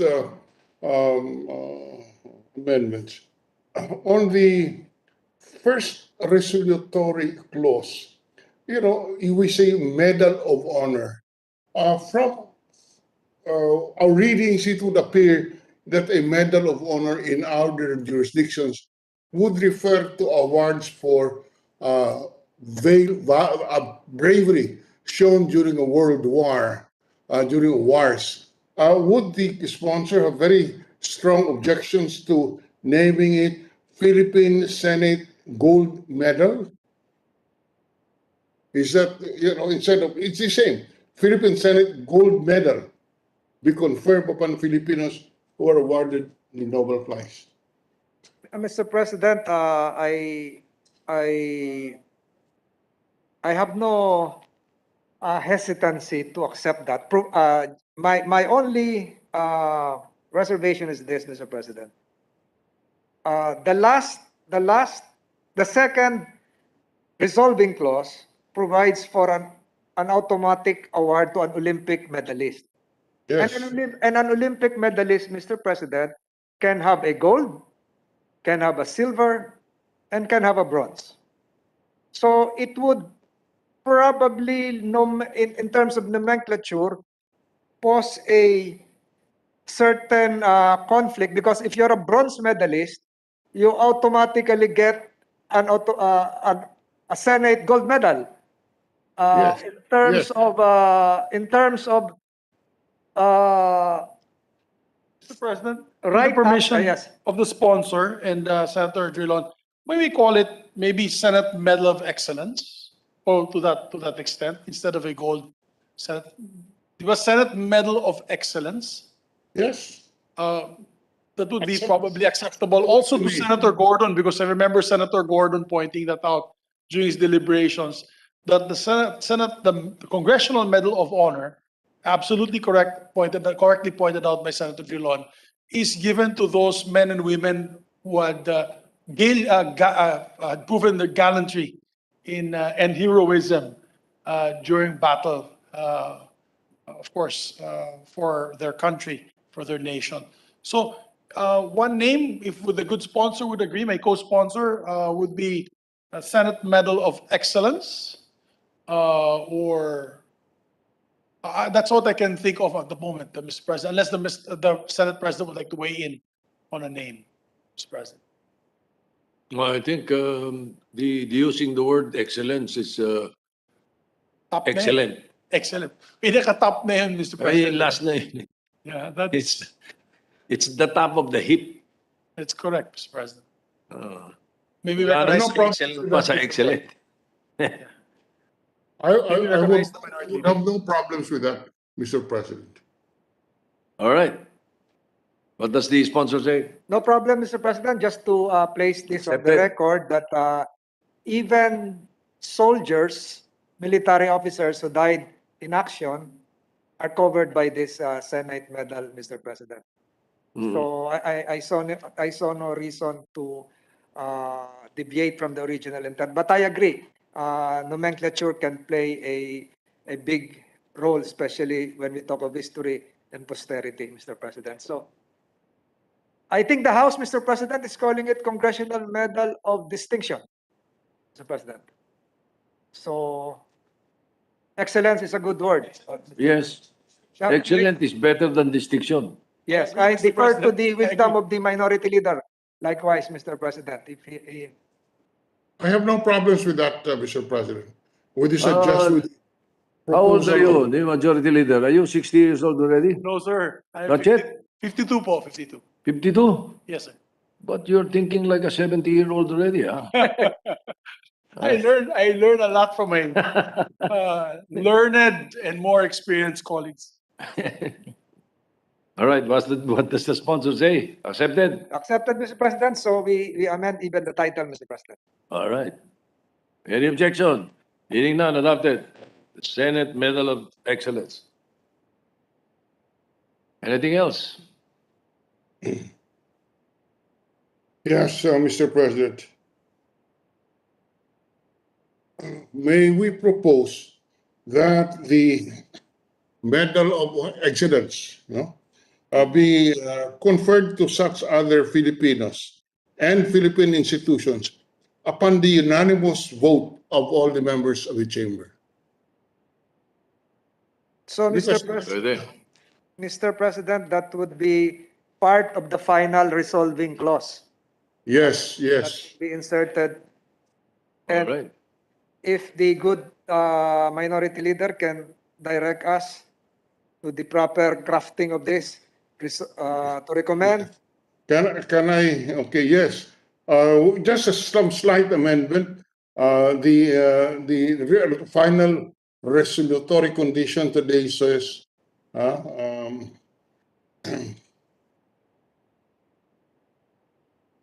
instead of instead of resolved finally, it should say resolved further to direct the committees on rules, etc., and then after the word people, semicolon, and then resolved finally to confer the Senate Medal of Excellence to such other Filipinos and Philippine institutions upon the unanimous vote of the members of the chamber. Yun.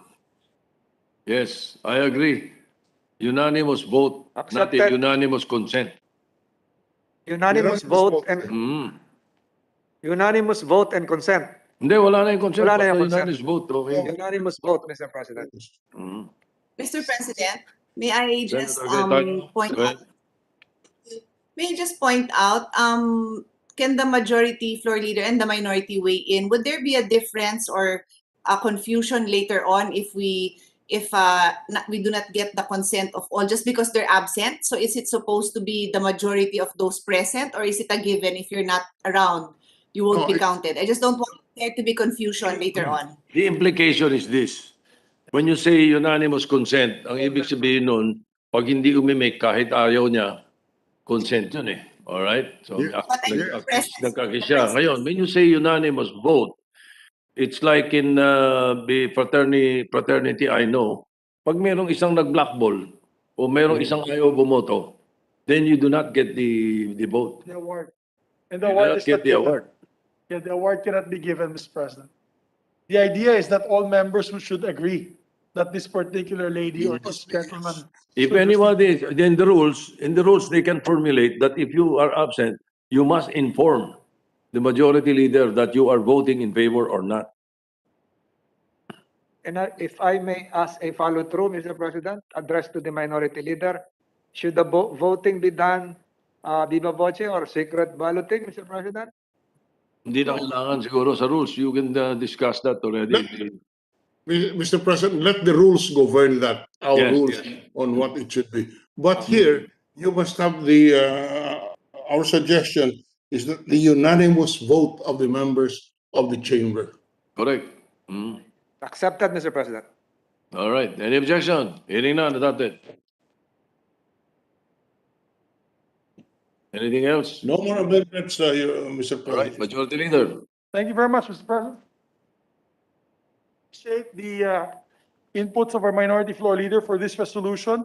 And we also solicit more inputs from him during the crafting of the rules, amendments to the rules, Mr. President, to make sure that we institutionalize this and we come up with the proper criteria for choosing these men and women of excellence. Therefore, with that, we move to adopt PS Resolution number 781 as amended and with all members, with permission of the body, all members be made co-sponsor of the measures. I so move. Mm-mm. It's up All to right. you, style. Any objection? Hearing none. PS Resolution 781 is hereby adopted, subject to style. Thank you very much, Mr. President. And Majority Mr. Leader. President, I'd like to throw this to the body before we adjourn. I'd like to throw this to the body, Mr. President, that on Wednesday, our Olympic medal winners are arriving, coming. Maybe tomorrow I can put this to a vote, that they be made with the permission of the Minority Leader and our colleagues. We can put this to a vote that the 4 medal winners, Heidi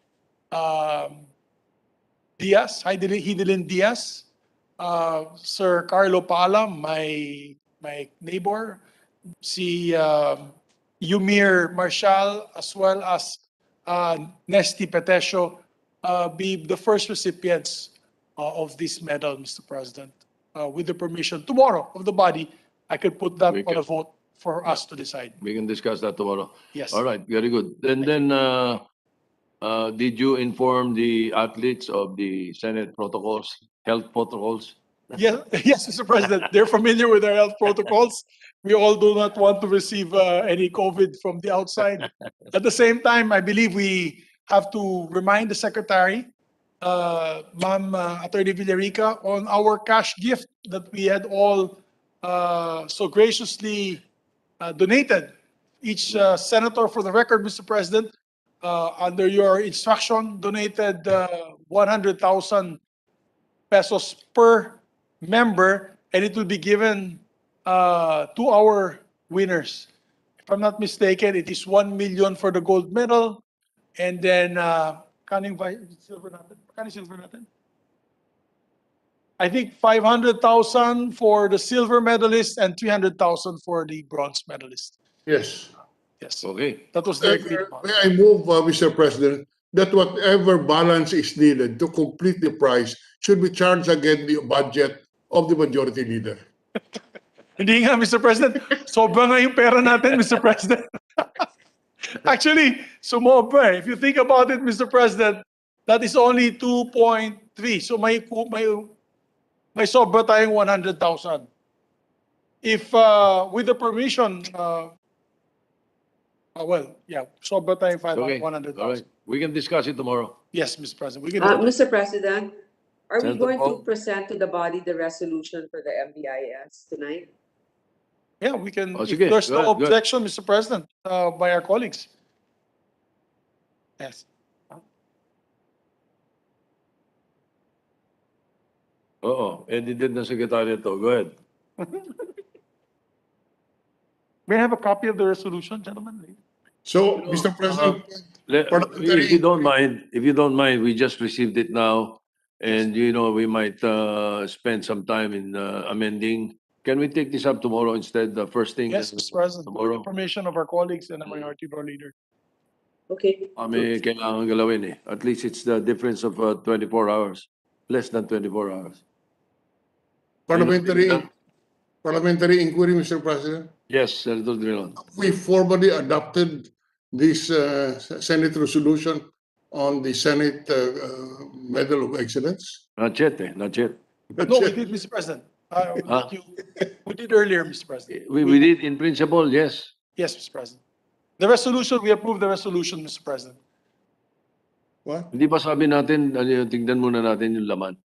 Ay, hindi po. Hindi kay Senator Grace, titingnan natin yung laman. Pero yung Senate Medal of Excellence, Mr. Gold President, medal, yeah, we approved it Yes. already. we've already approved. Thank you. Thank you, sir. Medal of Excellence Thank- approved already.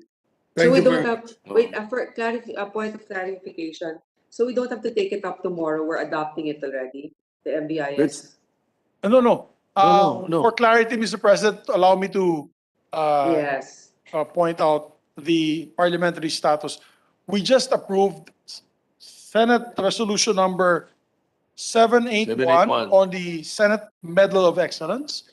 And we've Okay. disposed of that. And we are now supposed to tackle the proposed Senate resolution introduced by Senator Grace po Unfortunately, it has not been filed. This has no number. It So is unnumbered. That's it's the reason. unnumbered. And besides, we just read it now. If you don't mind, Yes. if our colleagues will agree, let's take it up first thing tomorrow afternoon. I could place this in the first item of the agenda, Mr. President, Yeah. so we can approve it Alright. tomorrow. Okay. Okay. Thank you. So objection from Senator Poe and Senator Dillon. Go ahead. Thank you, Mr. President. Before we adjourn, I would just like to remind our distinguished colleagues of their committee reports, to defend their committee reports. We're running out of time. We only have about 4 weeks left, Mr. President, before we adjourn for the filing of candidacies. So just a reminder to our Senate chairpersons. And tomorrow, the Senator Lacson has manifested his intent to interpolate the bar. Yes.